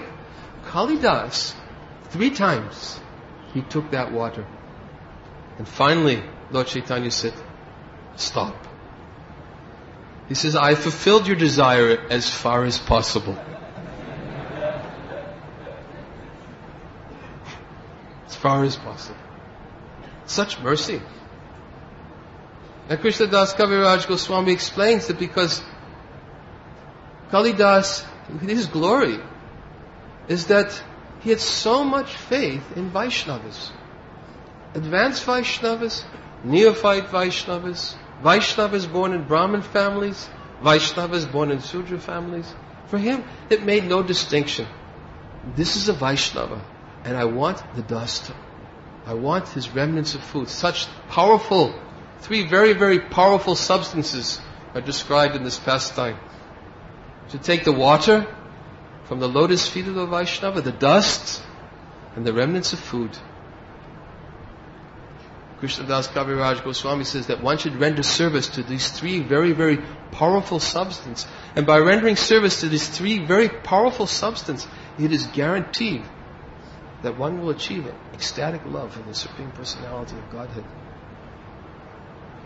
Such mercy is there, is available to such devotees who have this vision of faith in Vaishnavas. And also even later, Lord Chaitanya returned to take his meal the same day. He went, took darshan of Lord Nrsingadev, then he returned to his place to take his meal. And he gave some indication. He didn't eat everything. He left some of it behind. He gave some indication to Govinda that Kalidas must be outside waiting for these remnants.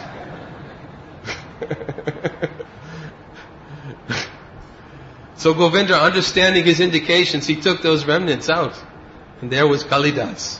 The omniscient Lord knew that Kalidas was there.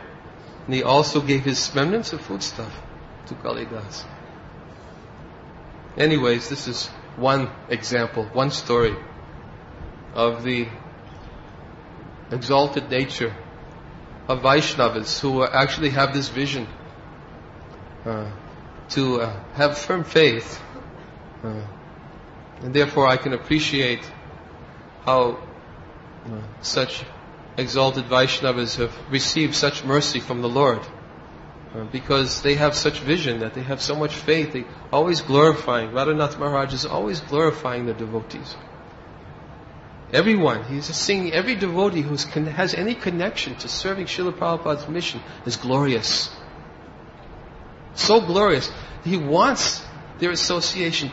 This is one of his qualities actually. I've never seen Radhanath Maharaj. Even he's so busy. One of his godbrothers comes, stops everything. Immediately sits down. He wants to take their association as much as possible, despite his busy schedule.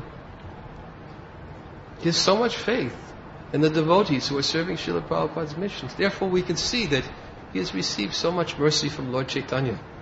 And he's distributing that mercy for the benefit of everyone. You are also recipients of that mercy.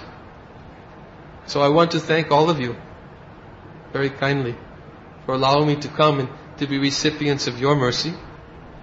And whatever mercy I'm able to get from all of you, I'm always very grateful to take as much as possible. And I pray that you'll simply allow me to come and to visit all of you again and again and again, and to be in your association and in your enthusiastic kirtan, so we can chant Hare Krishna very enthusiastically together. Sorry for speaking so long. I know there's other speaking devotees who are waiting to speak, but thank you very much. Hare Krishna.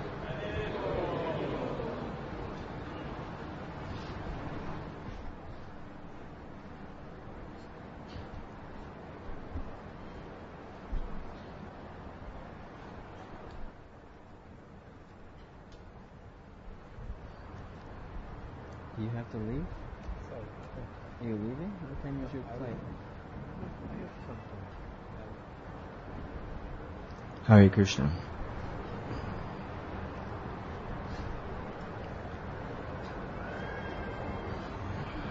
That's a lot of notes.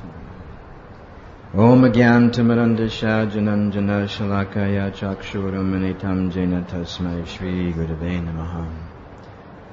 We are born in the darkness of ignorance. Our spiritual master is opening the heart, the torchlight of knowledge, and therefore we offer our most humble and respectful obeisances in the dust of his lotus feet. So, Niranjana Maharaj gave a very nice description of taking the remnants of the Vaishnavas. So, following his instruction and hearing their nectarian speeches, I'll try to just digest a few of those, take those remnants of what they said and keep on going from there. Very nicely, very, very nice. And also Bhakti True Swami, who to me is like the emblem of the mode of goodness. He gave an example of the Western people's passion. So, as Radhanath Maharaj said that I used to associate with Hridayananda Maharaj a lot. At one time he told me, Vitabhaja Maharaj, you wouldn't know the mode of goodness if you tripped over it. That's the nature of the way. Those who know Maharaj know how this works. So,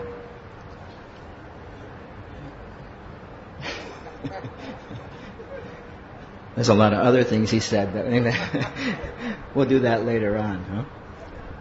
Maharaj, Bhakti True Maharaj was mentioning how, one thing, I would do kirtan, but my voice doesn't work. It's broken, and I can only do japa and talk. And if I do kirtan, then I can't do japa and talk, so I have to... I'm sorry, my voice it just broke down one time especially now I just came from Asia, and the classes there go from noon till 8 o'clock at night. So that's a lot of talking, like 8 hours of talking. So, but Maharaj brought up the point that Lord Chaitanya appeared when the whole social structure was completely confused. And he was describing how it seems as though Lord Chaitanya likes to preach in the confusion. He seems like he comes into the time when things are at the crest or the peak of confusion or disillusionment or people being distraught. And he comes in at that time to distribute his mercy and to relieve the conditioned souls of the trouble that they're experiencing.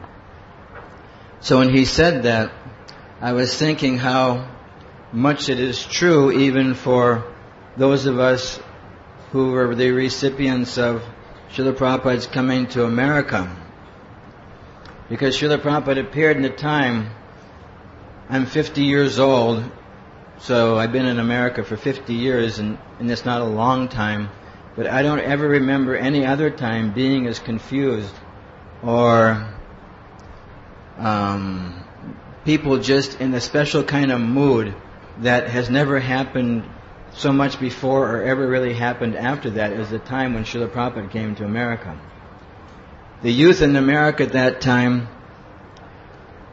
and I'm sure all of the people from America, they realize this, were at a point where they questioned every single thing that authority gave them. There wasn't one, if somebody told you to do it, it was why. Our parents would say you have to do this, why? Our priests would tell us you have to do this, why? Our professors, our teachers, everyone would tell us you have to do this, and we just said, we don't want to do it until we know why. And there was a big sense of rebellion. Like Radhanath Maharaj says, I take care of a group of teenage boys for like the last 10 years, and we have one, what do they call that? IBM, it's like an acronym. IBM is an acronym for International Business Meetings. Huh? Yeah, it's that acronym. So we have one acronym for teenagers. We call it TRS, which stands for Teenage Rebellion Syndrome. And if anybody here remembers being a teenager or has recently come in contact with a teenager, I'm sure you know what that is. So all of us were of that nature. And somehow or another, Prabhupada came into the midst of that extreme confusion where students were rebelling and rioting or marching in the streets and going against the nature of their whole country. And Prabhupada walks right into the middle of it as if nothing were happening in one sense, but had the message of the eternal Yuga, the Yuga Dharma for the age in his trunks. He had 2 trunks or something like that full of books, and he comes into the what do you call it, the eye of the hurricane, New York City, and he distributes that to release the confusion, to release the confusion, the bewilderment, the frustration, the anxiety, the troubles that everybody was feeling. And I was thinking more that Krishna even makes it even more awkward. Sometimes where the preachers are put into different positions. I know when we read in the 8th chapter of the Gita, Prabhupada describes in that verse, Yam Yam Vapi Smaram Bhavam, those 3 or 4 verses, where whatever you do at the time of death and you get something. So Prabhupada was describing that one should chant Hare Krishna constantly, incessantly. And he says, tolerating all the difficulties. Because there's always so many difficulties. So we've read through the Lila Mrita and the different discourses and books that the Prabhupada's disciples given, all Prabhupada's Leelas. And the beginning was just like, it was amazing. Because Prabhupada comes into New York City and he's giving classes in the Bhagavad Gita. And so he asked everybody in the crowd, he says, now you all know Bhagavad Gita, right? And nobody raised their hand. Not one person, when he said Bhagavad Gita, knew what he was talking about in one sense. So he had, in other words, start from scratch. He had to start at the very, very beginning and give us this information. So, not only did we not know Bhagavad Gita or Krishna or anything, we didn't know anything about anything, and Prabhupada came and began planting the seeds. In fact, Satrup Maharaj's first book is called Lifetime in Preparation. The second one's Planting the Seeds. So when I think about this, I was listening to Bhakti True Maharaj saying how Lord Chaitanya comes and spreads this mercy in the times of confusion. But you have to imagine that at that time, there was a big protest by the youth, and Prabhupada was attracting the youth. And there was a protest by the youth to not go to this war that was happening in Vietnam. And Prabhupada comes and he preaches his message through a book that was promoting everybody had to go to war. I mean, when you look at it, it's just like, how does it work? How does it grow? How does it manifest? I mean, when you say all odds are against you, literally all odds are against you. Because Prabhupada was an authority. And we all accepted, although, like I came to the movement very late in 1975, and we didn't get very little association of Prabhupada, but we knew that he was in control of thousands of Hare Krishnas from the West. He was in control of each and every one of us.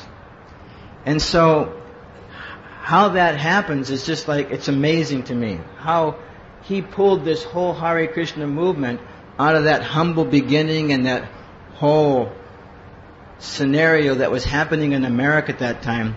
So when Maharaj was telling me about how it came in confusion, it just seems like, because I remember those years. I remember being so totally confused and bewildered and looking for direction and looking for answers to the questions, and nobody could give the answers. And Prabhupada would come and he'd give the answers. I remember I was talking to the devotees, and the devotees, I wrote a lot of notes here, so Prabhupada was like the fire, He was like a fire. He had a fire of preaching, desire. It was like burning desire to help the conditioned souls. Because he heard the message from a spiritual master to go and preach, and he took that to heart. I was in Burjan's class one time in Vrindavan. He said that verse, Vyavasyak Makaburi, that one pointed attention. When Prabhupada read that commentary, that one should take the mission of the spiritual masters as life and soul. And Prabhupada said, at that point, I realized what I had to do. And so that desire to fulfill the mission of a spiritual master began to manifest, and it was implemented within the Western countries. Tried it in India, as Bhakti Trumar said, but took it to the West. And he created a fire that created so much, it was such a big flame, so many sparks were going off. And each and every one of those sparks had the same potential as the fire, it seemed like. It was amazing because you would come in contact with a devotee, and within hours, your whole perception of the world would change. Just with a moment's association with the devotees. I was describing that, I was thinking because Prabhupada said that when he came to America, he noticed that there were churches everywhere. He wrote that one place. He said there were churches everywhere. And therefore he could understand there were devotees everywhere. If there's people worshiping God, then that means there's devotees. And so that desire that every living entity has to wonder or to understand their relationship with God, Prabhupada describes it as just like dry grass. And when the spark hits the dry grass, then it ignites. And so when Prabhupada touched the dry grass of our hearts had been dried up, completely dried up. No hope was left, practically speaking. And when you read the Bhagavatam, you can understand, at that point, one is qualified for spiritual life. When one sees no answers, no hope, no meaning, no purpose, at that point, then the message of the Bhagavatam can enter into the core of the heart, and it can become revealed. So Prabhupada was like that big fire. And from that fire came so many sparks. And you could see that these sparks, they went everywhere. Just everywhere, lighting up the devotees. So we caught on fire. The devotees, as Maharaj says, we were in a mode of passion. Imagine all those Western people, no culture. Just like I was working in America in Gurukul, and we moved our school to Mayapur. And the Mayapur teacher said, Maharaj, if you're going to bring your Western boys here, you have to come with them because we don't know what to do with them. They're like a special entity, the Western teenagers. And so that was Krishna's mercy. I got to go to Mayapur for 4 months each year. So,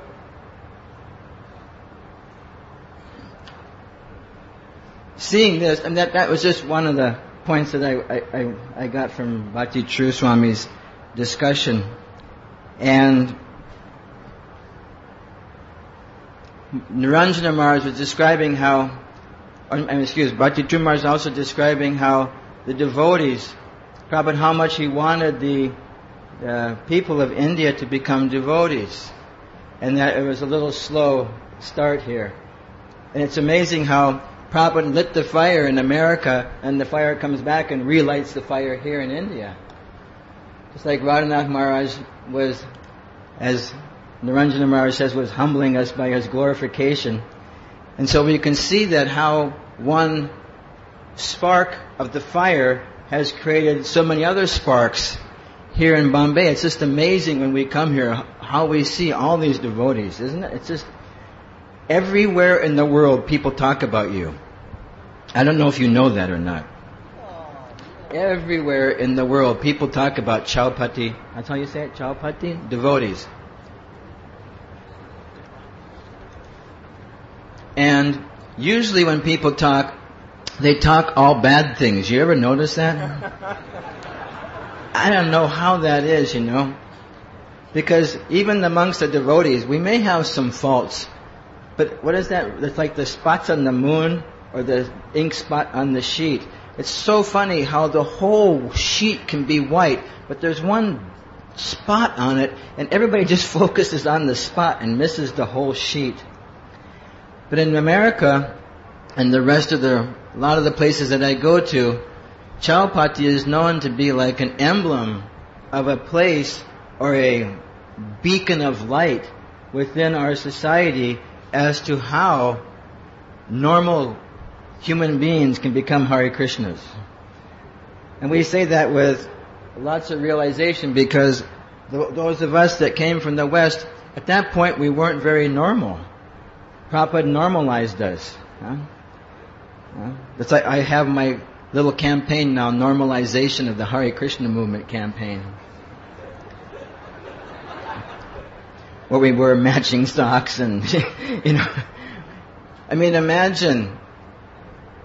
I'll give you just an example of how I can appreciate this community because I haven't seen how it operates, but I've heard that there's such a nice structure of training the members who are coming here to act and behave in a way which is appropriate for time, place, and circumstance. So you can imagine, I'll start the story out. Before I became a devotee and even knew Hare Krishnas, I was a university student and also working as a foreman for civil engineering work crews. And somehow or another at the university we came in contact with one of these things that shows the, what do you call it, physiognomy, the nature of the body, how the body works, physical nature of the body, and it showed how we're not supposed to eat meat. We're supposed to eat vegetarian food. So I thought, oh, that makes sense. So we became vegetarians. We started thinking about slaughterhouses and stuff, and we just decided to not eat meat. And so I went home and I told my mother, I said, Mom, I don't eat meat anymore. This is early 70s, mid 70s, something like that, and she looked me in the eye. You know how mothers are sometimes, right, when they're concerned? My mother looked me in the eye and she says, if you will go, I will pay for your psychiatrist. That was her words, So what to speak of when we joined the Hare Krishna movement, and one day we showed up, our hair used to be like this, and we come with a completely shaved head, Sika, orange robes, and your mother looks at you and she just wonders, what happened now, I remember when I was a college student, we had this long hair, and my father was always lecturing me, why don't you get a haircut like a normal human being? Why don't you be normal? Why don't you be normal? And then I came home, shaved head, nicely, just like this, and my father says to me, oh, you cut off all your beautiful hair. So we were damned if we did and damned if we didn't,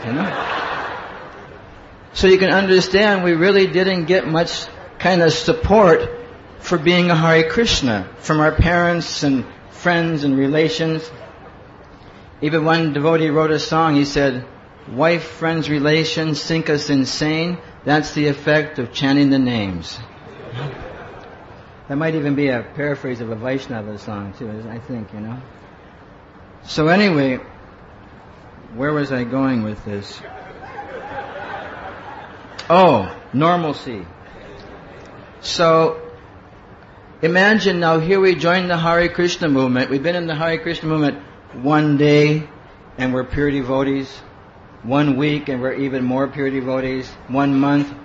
And this normalization, my whole point is how I appreciate the training.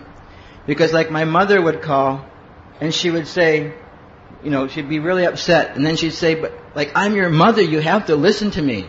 And then out of my elevated spiritual realization, we would say, which mother are you? I've had so many other mothers besides you.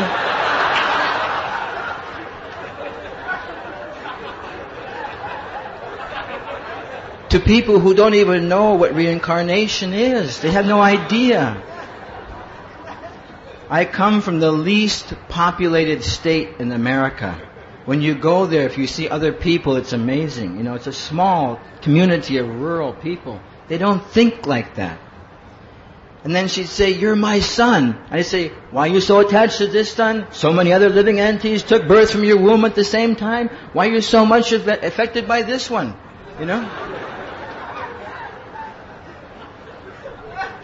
And in this way, our parents were just tortured.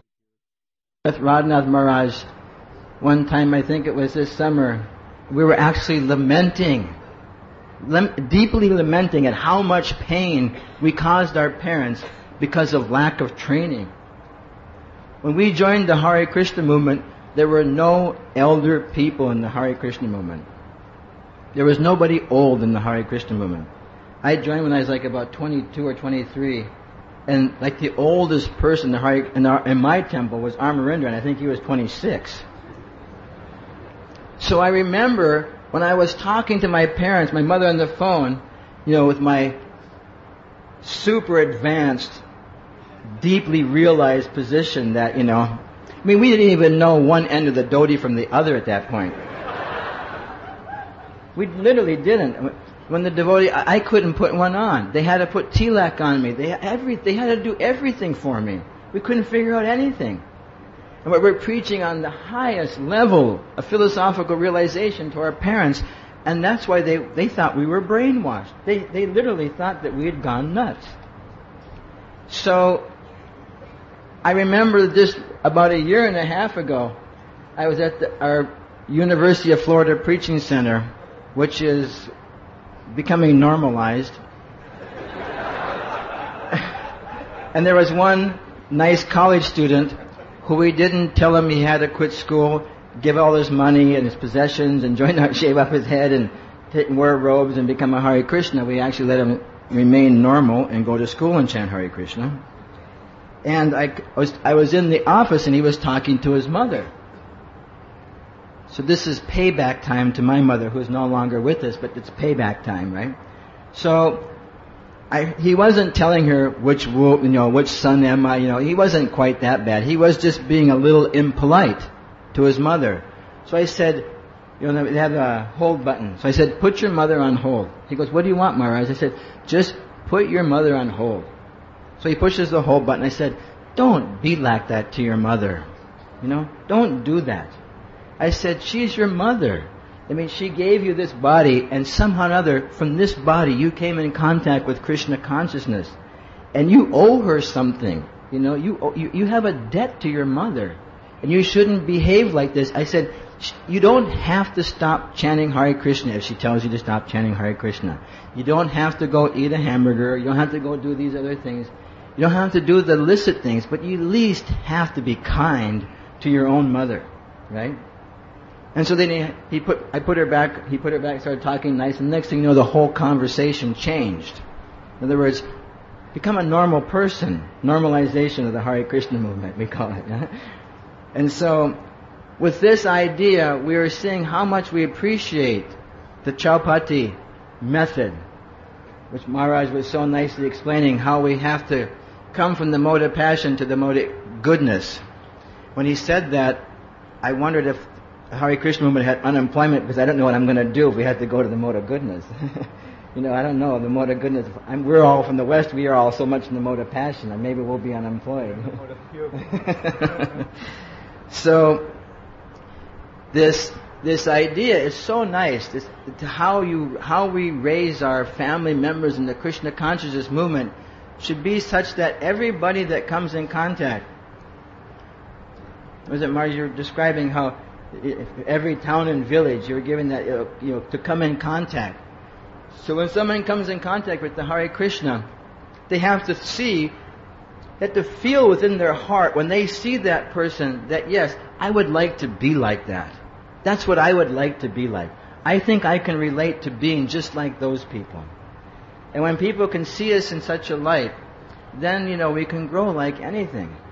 Because as we were discussing these things, it's, I can't remember who said it. I think it was Bhakti Trumar says that the ISKCON movement, it's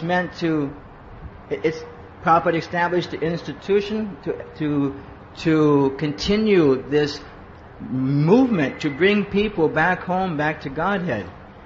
And sometimes we think it's kind of like the launch pad. It's that thing which we create, which sends everybody back home, back to Godhead.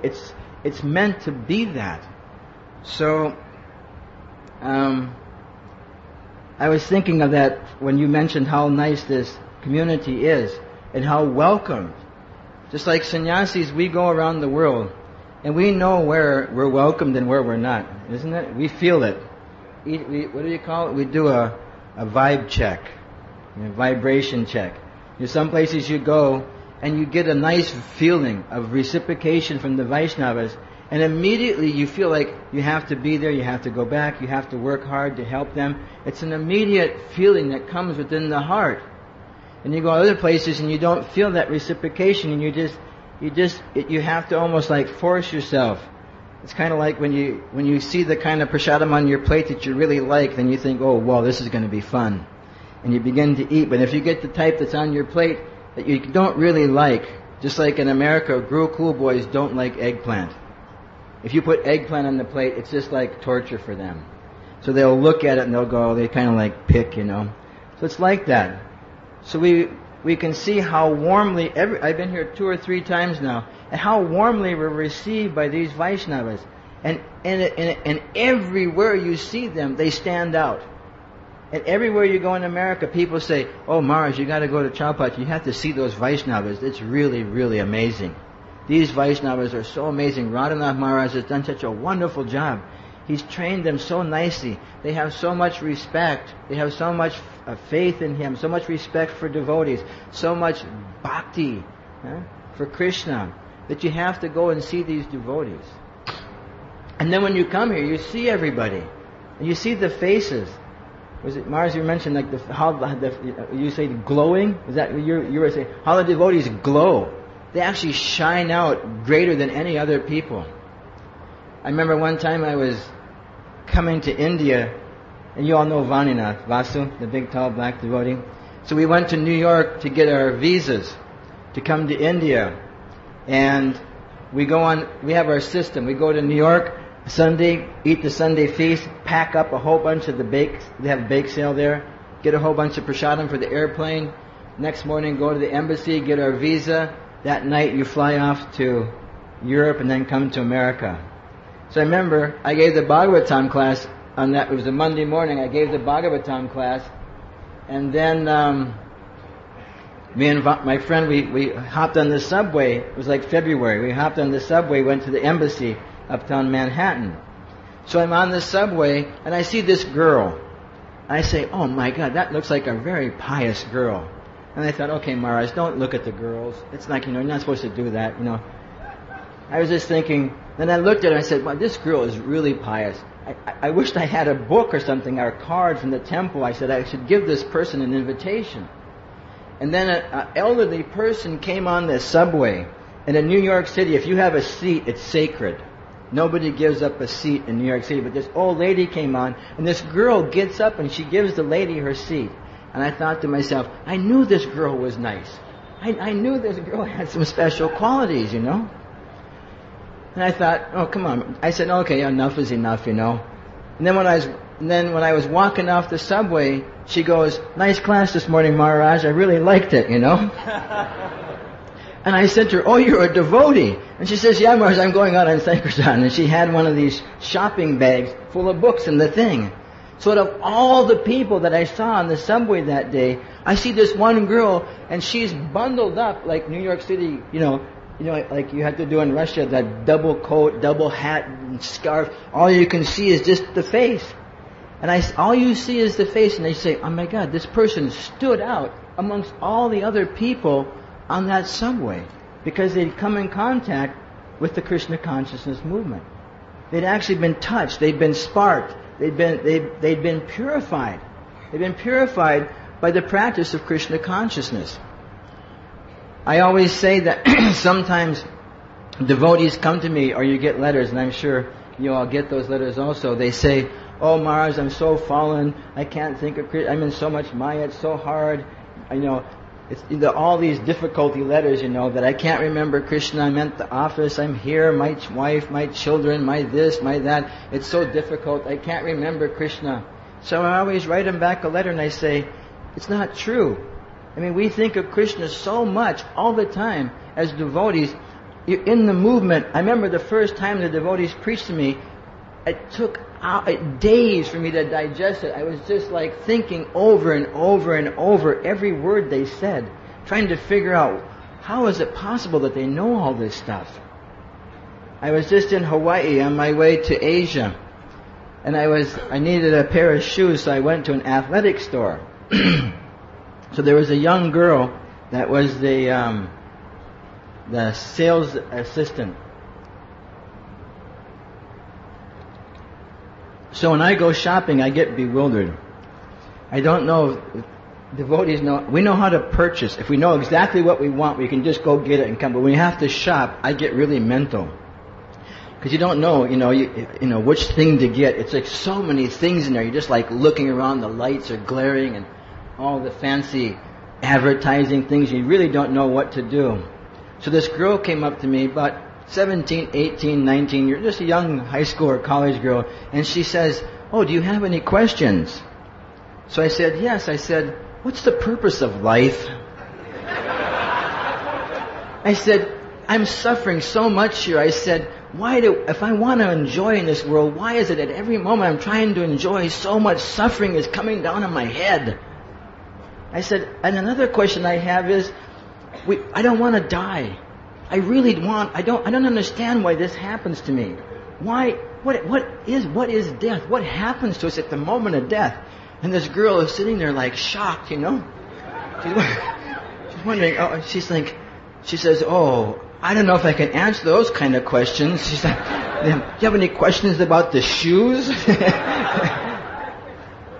I said, "Well, I don't know. If I have any questions about the shoes, I'll come and see you, So then I was looking and looking and looking. It took 10, 15, 20 minutes. And this girl came over to me and she says, "Those questions really bothered me. I'm trying to figure those things out myself now."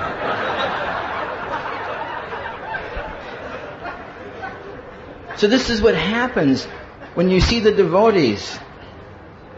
I told the one, I was recently talking to a devotee and they said, "Oh, Maharaj, it's so hard to remember Krishna when I'm working." I said, "It's not hard to remember. You're already remembering Krishna." I said, "Just try to not remember Krishna.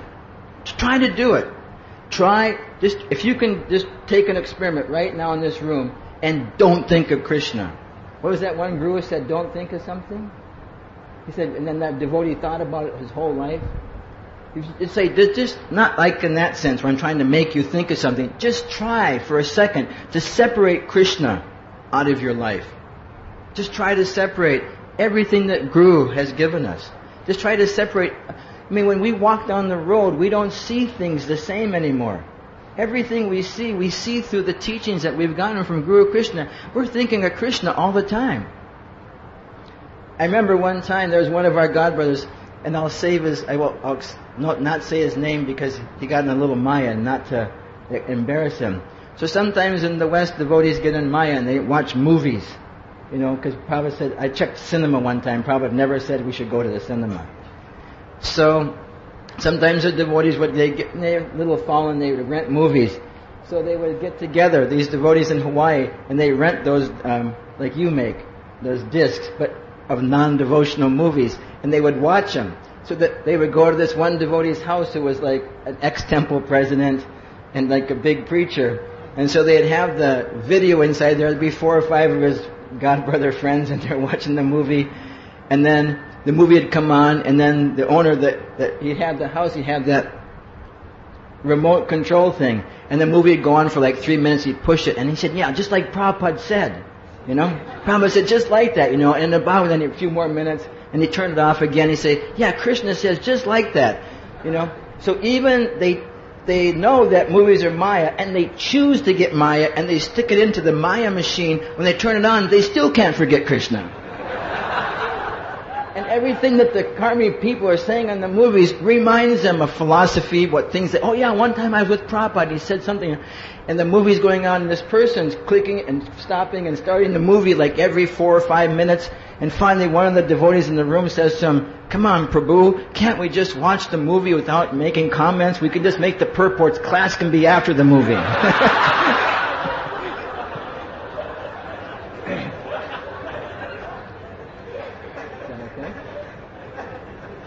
So we can't forget Krishna. Devotees can't forget Krishna. I remember Shivaram Maharaj would preach to me when I was becoming a devotee. And I remember he tricked me into devotional service. You all know Shivaram Maharaj. In those days he was so strong. Not that he's weak now, but he was like brahmacharis. That was back in the non-normalized days.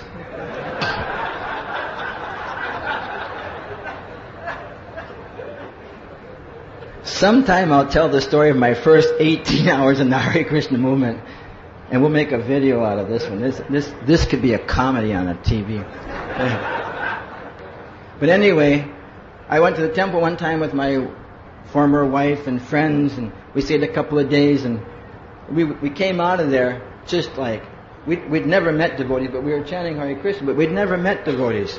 So we first met devotees. I remember the first time I saw the devotee that answered the door at 2 o'clock in the morning, shaved up like Bhakti Chumars, I thought, oh my God, it's aliens. We didn't know what they, because we'd never seen them before. Again, I come from the most least populated part in America, and things like that don't happen very often there. So I remember Shiva Ram Maharaj was marking me. Now today I can understand what was going on, but he knew he had a live wire inside. So I went back to my work. We came for the weekend, and then 1 week went by, 2 weeks went by, and Shiva Ram Maharaj calls me up and says, "You have to come and help me fix the temple." Right? I said, "Oh, what's wrong?" He says, "Everything. The building's falling apart." So I said, "Okay, I work for the government. I have so many weeks vacation." So I said, "Okay, I'll come and help you for 2 weeks." So then I go there, and there's not hardly anything wrong with the temple. So what happens is that every morning, Mangal Arti, then Tulsi Puja, then Japa, then Guru Puja, then Bhagavatam class, then Prasadam, then like 1 hour of work, then more Prasadam, then 1 hour more of work, then class, then Kirtan. So literally 24 hours a day I was supposed to be working. I was working maybe an hour and a half. And Shiva Ram Maharaj is preaching to me straight for 2 weeks. 2 weeks straight. Preaching to me. And then my vacation's over and I have to go home. So then I get home and the whole world looks different.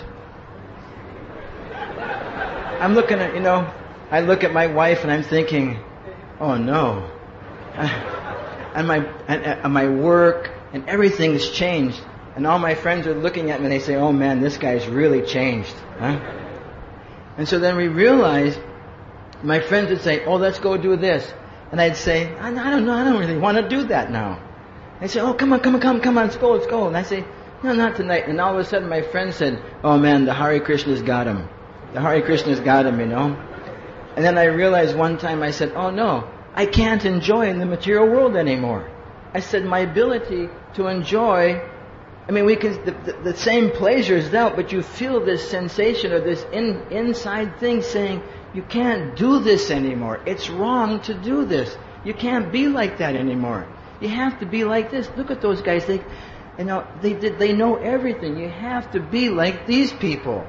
So I called Shiva Ram Maharaj. I was so frustrated at that point. Like Arjuna says, I was definitely the Reverend Cloud at that point. Because there was no happiness in the material world and there was no happiness in the spiritual world at that time. So I called Shiva Ram Maharaj up on the phone and I said, you have literally ruined my whole life.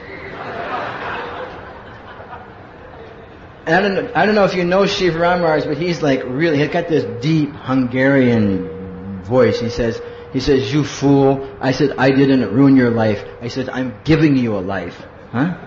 And that's what Krishna consciousness is. It's given us this wonderful life.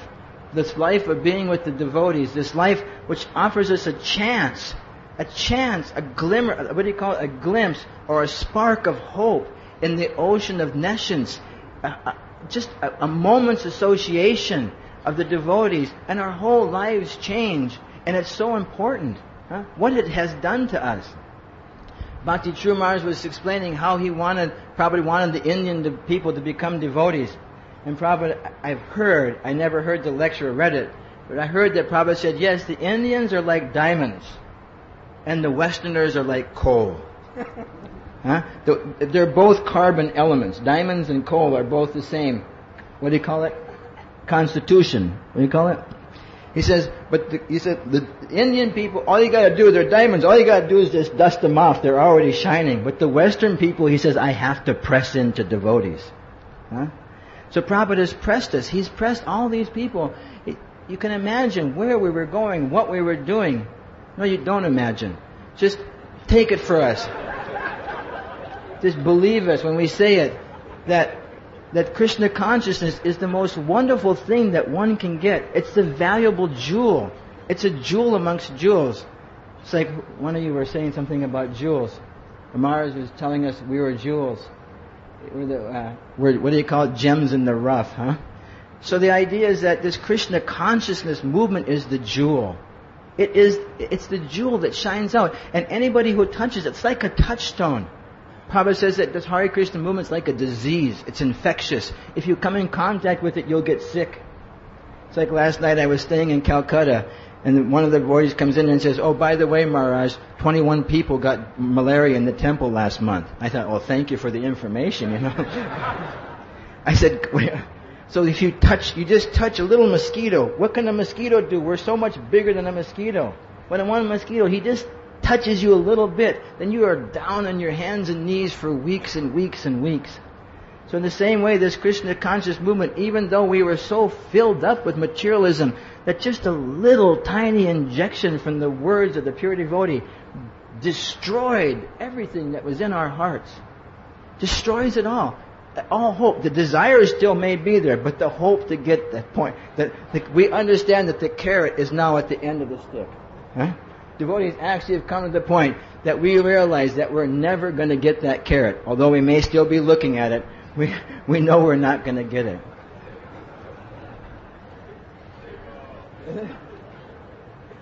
We're not an illusion anymore. We may still have desires, but that illusion has been broken. Desire in the heart, they may be coming up, but the illusion of seeing that, yes, we can get this. We realize, why am I so stupid to think that I can get that carrot when I've never got it before? Why am I so foolish to think this way? What's wrong with me? And the devotees pray and pray and pray to Prabhupada and Krishna and Guru to please give me your blessings, give me your mercy so that I can get rid of this nonsense for once and for all. So this is the blessing that the Vaishnavas have given us. I think I went over my quota. So anyway, I'm just very, very happy to be here. As all of us have said, everybody is very impressed. People all over the world speak of this community. So we hope and pray that you just continue to do this.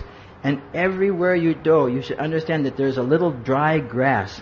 And all you do, you just touch everybody with Krishna. And so many more and more and more and more will come. And pretty soon we'll have everybody. Huh? Everybody will come. So thank you very much. Huh? Yeah. And everybody please be normal, right? Don't tell your mother which mother are you. Don't do those things. Please don't do those things.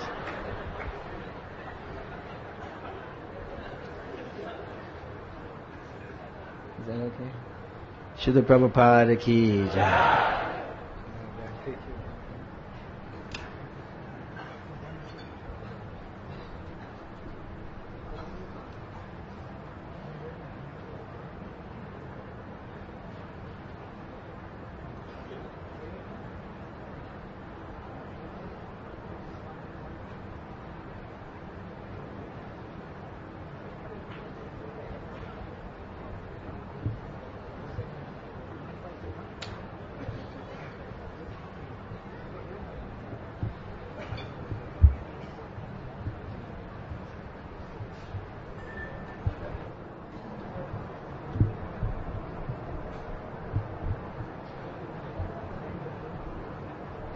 Has to leave for Juhu temple now, and then he's flying to South Africa tonight to spread Prabhupada's gems in the South African continent.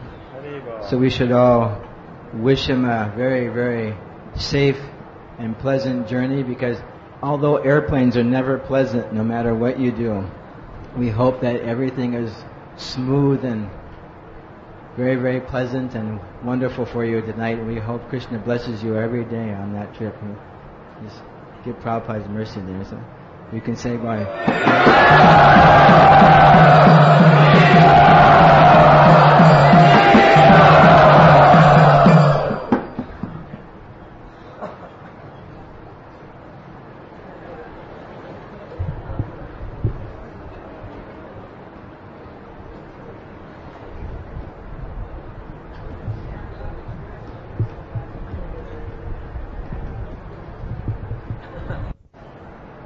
So all of us are very fortunate to have such Sangha here.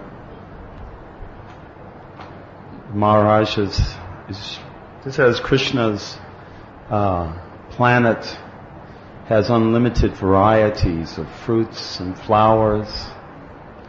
So we can see the Maharajas have unlimited varieties of deliveries. Sometimes they like to think the Hare Krishnas are brainwashed robots. The only thing is we haven't been able to duplicate any robots. No two devotees are alike.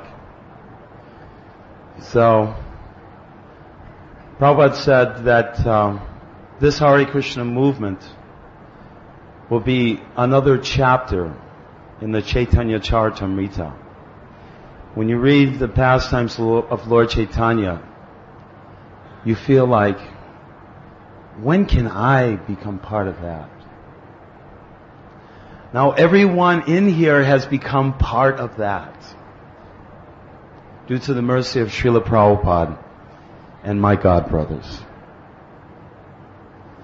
So I won't take up too much of your time, but just wanted to tell you a couple little pastimes of Srila Prabhupada that were very impressionable upon me in my devotional service. And how I see Prabhupada's vision and Prabhupada's prophecy coming to pass. Back in 1976, at the Mayapur festival, we had a very large festival that year. Remember that, Maharaj? You were there as well? I was a member of the Radha Damodar traveling Sankirtan party. A very unnormal group of people. And we take pride we were unnormal, even to this day, Maharaj. But we were enthusiastic to distribute Prabhupada's books.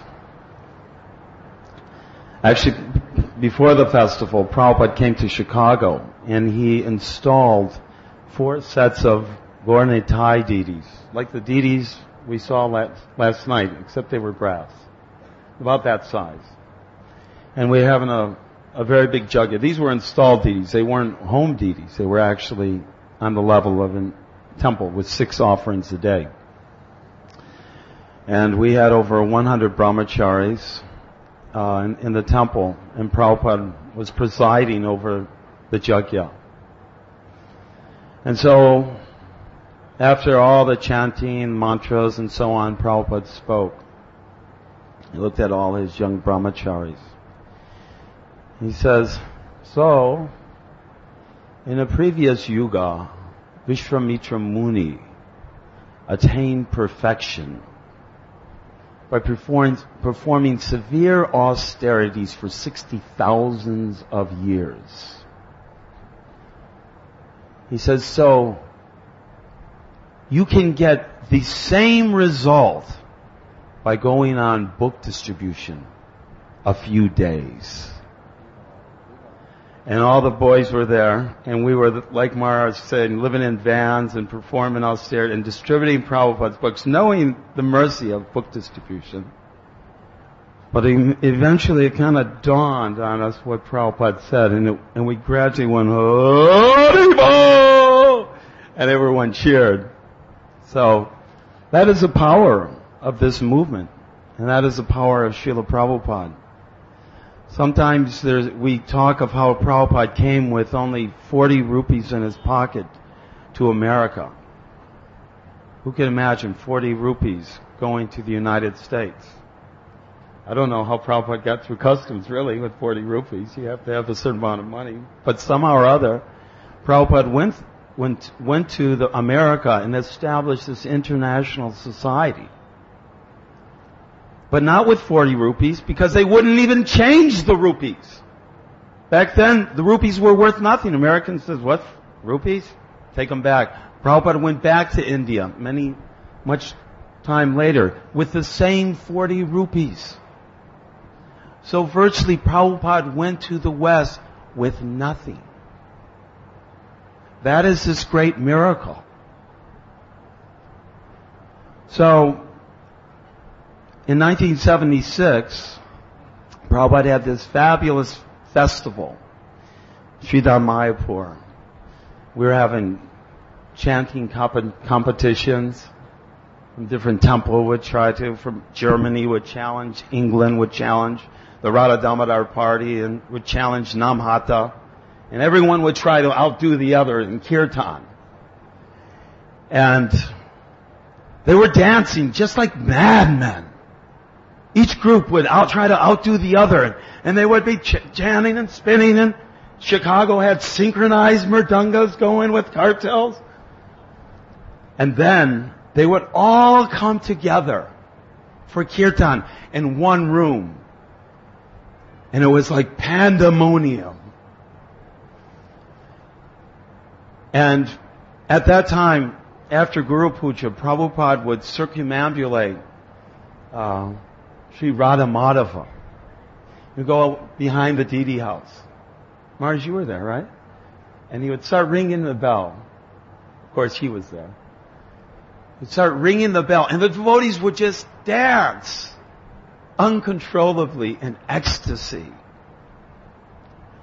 And I remember one time, there were so many famous sannyasis, and Vishnu Jana was there, Tamal Krsna Maharaj was there, Sudama Maharaj was there, Guru Kripa, Yasodananda, and so many leaders. They were passionate, but they were leaders, no doubt. And one day, we were dancing wildly, and Guru Kripa Maharaj was next to Srila Prabhupada, and all of a sudden he ran away from Prabhupada about 30 feet. And there's all these devotees packed in like this, and as he ran through the devotees, they just parted like the sea. And he turned and he faced Srila Prabhupada, and then he sprinted directly at Srila Prabhupada. And we're all going, what is he doing? And about maybe 8 feet from Prabhupada, he fell on his knees, slid, touched Srila Prabhupada's feet, all in one motion, and jumped up. And Prabhupada had this big smile, and everyone went, Haribo! So the Radha Damodar party was very much in the mode of passion, and all of us were relishing this like anything. So then, there was one sannyasi named Retivananda Swami who was very conservative and thought, this is a little too much. The Swami 2-step or 3-step is what, we should be doing, not all this business. So he went up and all the sannyasis were there and said, Prabhupada, it's getting kind of crazy down there on the kirtan floor. And Prabhupada was quiet, didn't say anything. He said, and then he said, yes. When you become in love with Chaitanya Mahaprabhu, you dance like a madman. And all the other devotees went, Haribo!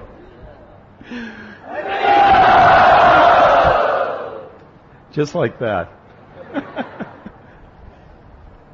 So, later on we went to Vrindavan, and Prabhupada, it was Ram Navami, and it was an incredible festival day. Maybe the festival day of my life. Because I got to go on the morning walk with Srila Prabhupada due to the mercy of my best friend, Pragosh Das Prabhu, who was Pragosh Das Brahmachari. That time Prabhupada would only allow, because there was about somewhere between 600 and 800 devotees there, he would only allow the GBC or sannyasis on the morning walk. But because Pragosh Das was probably the biggest book distributor, I think, in the world, and incidentally, he's still distributing Prabhupada's books.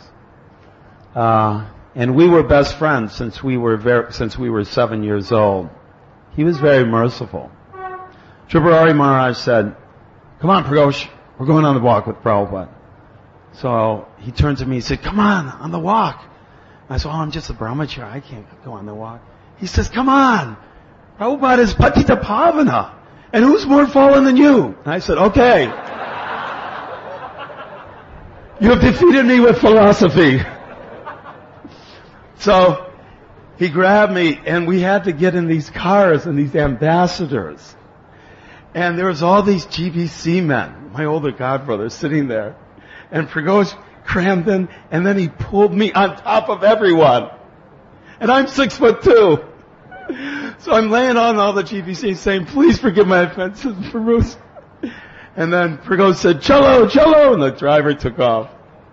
So we went on this walk, and we walked for over 1.5 hours on that trail where the cowherd boys took the cows. It was so sublime. Prabhupada was preaching very strong. And then when we came back, we had this incredible Guru Puja. Just, that's a whole story in itself, just the Guru Puja. And then Prabhupada gave this amazing class. And then all day long, the governor of Uttar Pradesh came, met with Srila Prabhupada, all the dignitaries and Sri Vrindavan Dham. They came before Prabhupada, and Prabhupada was preaching like Shingaguru, like a lion, all day long. And then at night there was a big festival in Mathura. And there was 20, maybe 30,000 people there. And Prabhupada at the beginning said, I must apologize to my American and English disciples because I will be preaching in Hindi. Prabhupada was so kind to us. So Prabhupada started preaching, and the entire audience was enwrapped with attention. He had so much power because of his pure devotion for Chaitanya Mahaprabhu. And I was, even though I didn't, I still don't understand Hindi. I didn't then, and don't now. But because Prabhupada was preaching different shlokas, we could kind of follow what Prabhupada's preaching line was. But beyond that, it was just ecstatic to see a Mahabhagavat preach Krishna consciousness purely to conditioned souls out of great compassion. And then it dawned on me as I looked around at all my godbrothers and godsisters. There were some from Germany, there were some from France, from Africa, from Asia, from South America, North America. And I was thinking, Krishna, he has fulfilled the desire of Lord Nityananda to spread Krishna consciousness all over the world. He has fulfilled the prediction of Bhaktivinoda Thakur that when the Russians and the English and the French and Americans come and chant Jai Sachinandana Gaura Hari. And I was amazed, and I was looking, who is this personality? Who is my guru? Who is our guru? And I was in awe of Srila Prabhupada. And then I thought, you have done it all. You don't need to do anything else. You have done it. You have gone, you've taken it single-handedly with the West. No one helped you. He called his godbrothers. No one came to assist him. He just went, just on this fervent faith, this fervent determination to fulfill the desire of Chaitanya Mahaprabhu, to fulfill the desire of his Guru Maharaj. He had done it. He's preaching to tens of thousands of people at the birthplace of Sri Krishna himself. He had done it. And he preached late into the night. And then, at the end, as the program broke up, it was very late. It was 11:30, and we didn't get back to Vrindavan till after midnight. And all the devotees were so ecstatic, yet so exhausted, keeping up with Srila Prabhupada. And we were only 25 years old, and he was 75 years old.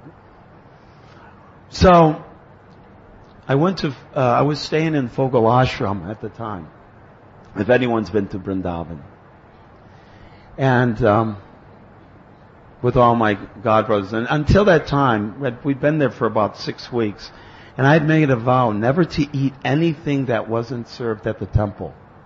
Because with the Western bodies, if you eat, especially in the marketplace, it's very dangerous. Well, one of my rascal godbrother brahmacharis on the Radha Damodar party said, Prabhu, all the prasadam in Loi Bazaar or all the food in Loi Bazaar is prasadam. Because it's Vrindavan, and there's Brajvasis, so you can eat anything. And I said, I don't know, Prabhu. He says, look at those jalebis. Don't those look delicious? So I said, oh, come on, have some. So I said, okay. Later that evening, I paid the price. So, nature was calling. So everyone was sleeping. All of a sudden, I had to run to the bathroom, do my business. I took a little shower, came back, lay down again. Back to the bathroom. 4 times this happened in less than 20 minutes. Finally, I just said, I surrender, Krishna. I'm not going to sleep tonight. So I thought, well, maybe I'll go join the, Prabhupada had 24-hour kirtan at that time. So I thought, I'll go down to Krishna Balaram and join 24-hour kirtan. So I took a shower, went down from Fogel Ashram to Krishna Balaram Mandir. Went into the temple, and there was one German brahmachari. He had his mridanga on his lap, and he was laying on the mridanga, going, Hare Krishna, bum, bum, Hare Krishna. And I was thinking, I'm just not quite advanced enough to be relishing this kirtan. So then I thought, well, what I'll do is I'll just go chant my rounds. So I walked out the front of the temple. It's about 2:30 in the morning. Everyone but that one brahmachari was dead, asleep, exhausted. And as I came around the back of Krishna Balaram, I came up to Srila Prabhupada's room. And there was a light in the room. And as I came up to the light, I could see in the room. And there was Srila Prabhupada. Srila Vishwanatha Chakravarti Thakur says, and he was translating the Bhagavatam. And I was thinking, why? Why are you doing this? You have already done everything.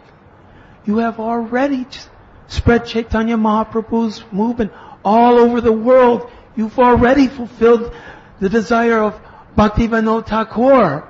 You have already all day long tirelessly preached the Bhagavatam to anyone and everyone that came into your room. And then you had a festival for 30,000 people. Why are you up doing this? He scarcely could have had 2 hours sleep. And I thought, it is a miracle. I'm witnessing a miracle. And there was no fanfare. No one even knew it. Practically no one in the world has known it but you people today. That after all of that effort, all of that sacrifice, he was so urgently translating Bhagavatam for the benefit of mankind for the next 10,000 years. And Prabhupada said, these purports are my spiritual ecstasies. So by the mercy of Krishna, I was able to directly witness Prabhupada in a state of spiritual ecstatic bliss. And just bewilder my mind of how he could have, at the advanced age of 75 years, between that. And why did he do that? He did it for each and every one of us.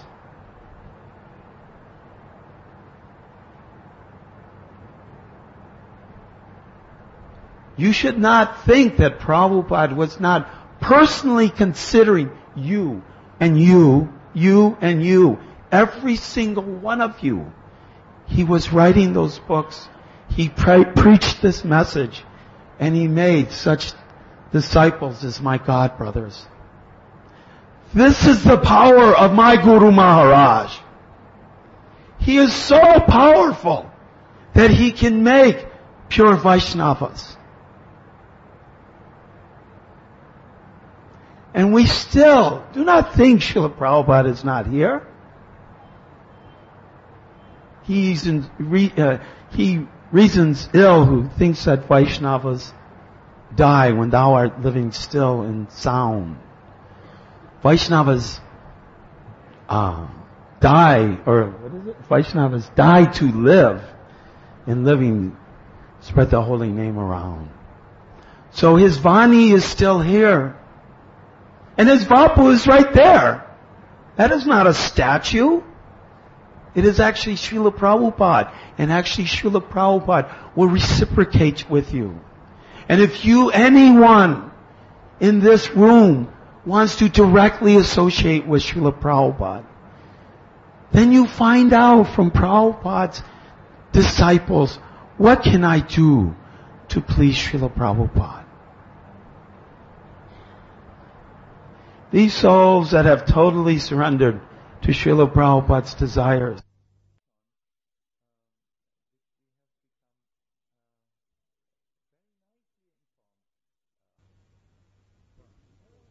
Prabhupada. I want to ask one question before I quit, or before I stop this talk. How many in here have read Srila Prabhupada's books? Raise your hand. Okay. Now, how many in here can actually feel in their heart that they love Srila Prabhupada? Raise your hand. That you feel love. Don't be humble either. If you feel some love, and you don't think, I'm not Nichasan. So many, you feeling so much love for Prabhupada. Now, how many of you here have actually seen Srila Prabhupada in his person? Forget about you guys.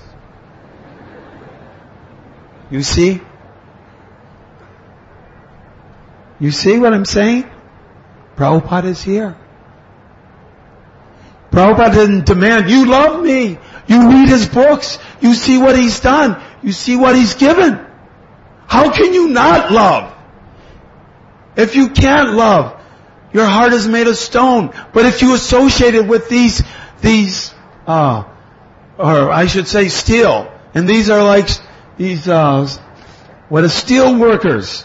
They can melt your heart. Even if you have hearts of steel, if you associate with my God brothers, they will melt your heart. I will tell you, the last time I was in Bombay was 25 years ago, in 1977. None of you were here.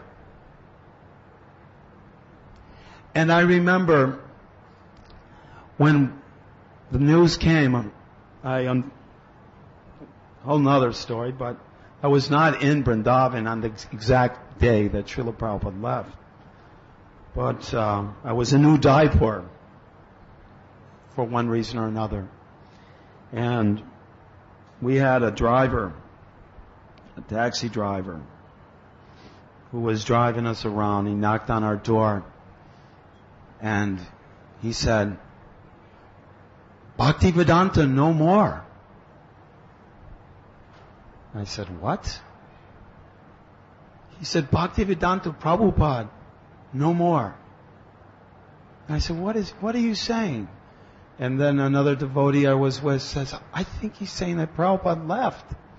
And he had the Times of India, and he showed me my spiritual master's picture on the front.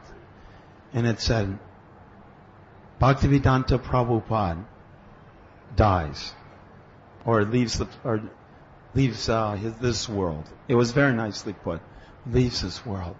And that's how I found out Srila Prabhupada left. So, I was thinking when I got on the airplane, when we went to the airport, and actually, we had a ticket, a reserved ticket for Indian Airlines, and when the airplane came in, they had overbooked the flight, so there was no seats for us to go to Vrindavan. And that had actually happened 2 days before. I was actually supposed to go to Vrindavan on November 13th, but they had overbooked the flight. And I said, so what do I do now? I have a reserved ticket, you overbooked the flight, how do I get on this airplane? He says, you get on the next flight. And I said, so when is the next flight? And they said, 2 days from now. So that was on the 13th. And as we all know, Prabhupada left on the 14th. So this was the 15th. So again, the plane came in, and they said, there's no seats on the plane.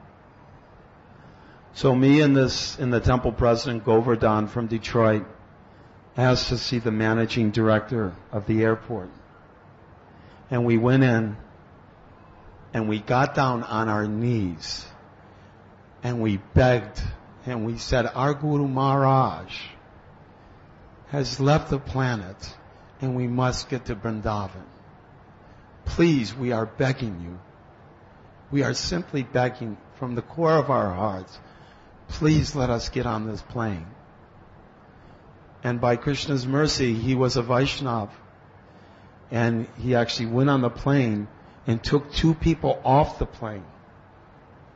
And we got on the plane. And as we were on the plane, I was thinking how, Krishna, you're so merciful to let me be on this plane. Because now I can go back to Vrindavan. Now I can go say Prabhupada's Samadhi. I can't, And then I was thinking, oh, the world is empty now. Now the world is empty. It is finished. And these people don't even know. They don't even know what just happened. They do not understand what just happened to this planet. I was thinking like this. I was looking at all these people from Bharatvarsha, and they were going to work and they were doing this, and they don't know that the Mahabhagavat, the Nitya Siddha, the pure devotee, the Jagat Guru, has now left to be with his Lord in Vrindavan, in Goloka Vrindavan. And I was thinking, now all is lost. So, 25 years later, I see all is not lost. Now I am seeing Srila Prabhupada is here even more than ever by the mercy of Radhanath Swami. Because Prabhupada said, I was in his room, and at one time, Prabhupada said, I have given you this big, big movement. If you can, please expand this movement. At least maintain this movement. And then he said, don't let it decrease. And I saw the Jagat Guru start to cry. And all the devotees in the room, Bhakta Churu Swami was there, we all started to cry. And Prabhupada said, please cooperate. So I am seeing the fulfillment. Actually, I had not gone to Mayapur for 25 years either. And after just coming and being with Jayapataka Swami and seeing hundreds and hundreds of brahmacharis dancing in ecstasy like they can only do in Bengal, I can see, and then coming from Vrindavan before that, where 4,000 of devotees came and danced and glorified Prabhupada, and I can see that actually Prabhupada's desires are being fulfilled by this immense attitude of cooperation.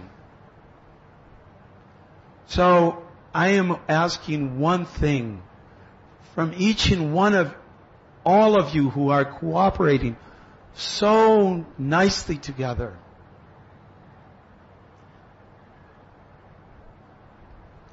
Please come to my country and show my God brothers and God sisters what it means to cooperate. Because in my country, Prabhupada's movement is not expanding like wildfire here. And we are saddened beyond belief to see how things have decreased. My God brothers and God sisters came to serve Srila Prabhupada and help all of you. So now, I'm humbly requesting you come and you help all of us to again reestablish Prabhupada's movement in this form of ecstatic cooperation in the United States of America. Hare Krishna. Thank you very much. Srila Prabhupada ki! Nam Sankirtan ki! Gaur Premanande!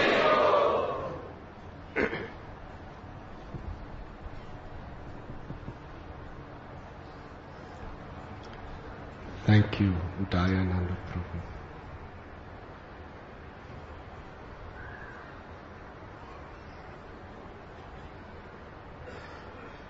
Service and separation is the deepest connection to the spiritual master in Krishna.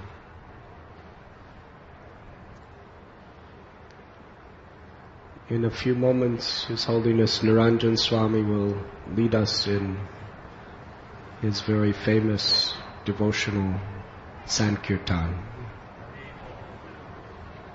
But I'd like to say a few words before. We have heard from these beloved God brothers, illustrious servants of Srila Prabhupada, of how he put his life, his very soul, into writing his books. The immense sacrifice that he performed to translate and give us the Bhaktivedanta purports. Udayananda Prabhu gave a very heart-melting story. After such rigorous day, rigorous years of preaching, traveling, inspiring, guiding, every single night, practically all the night, he would be writing purports to Srimad Bhagavatam, Chaitanya Charitamrita, Bhagavad Gita.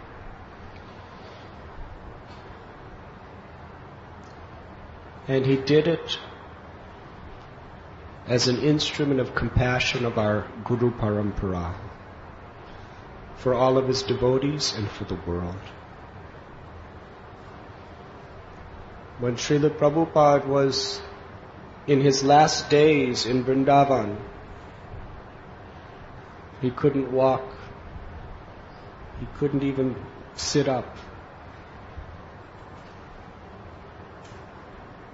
He would find the greatest ecstasy hearing reports of how his devotees were taking such risks, accepting such inconveniences to distribute his books all over the world.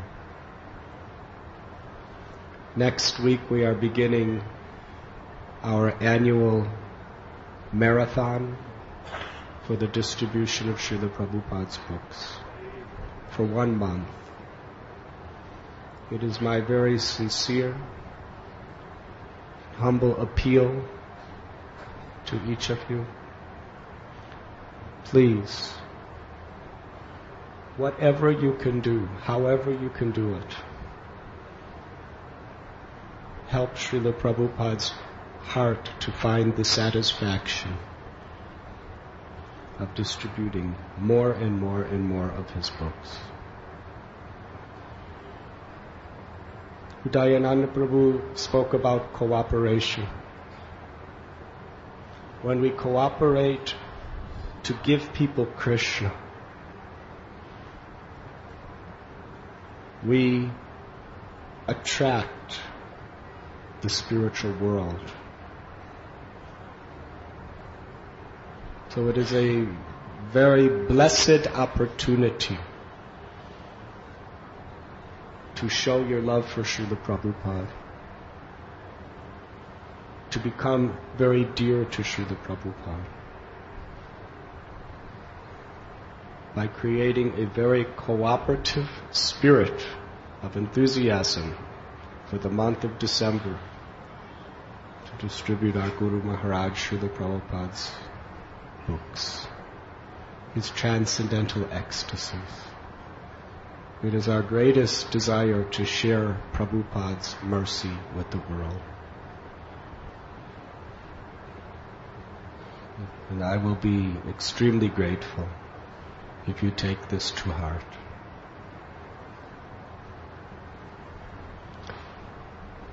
Our beloved guide, friend, and well-wisher, His Holiness Srila Giriraj Swami Maharaj,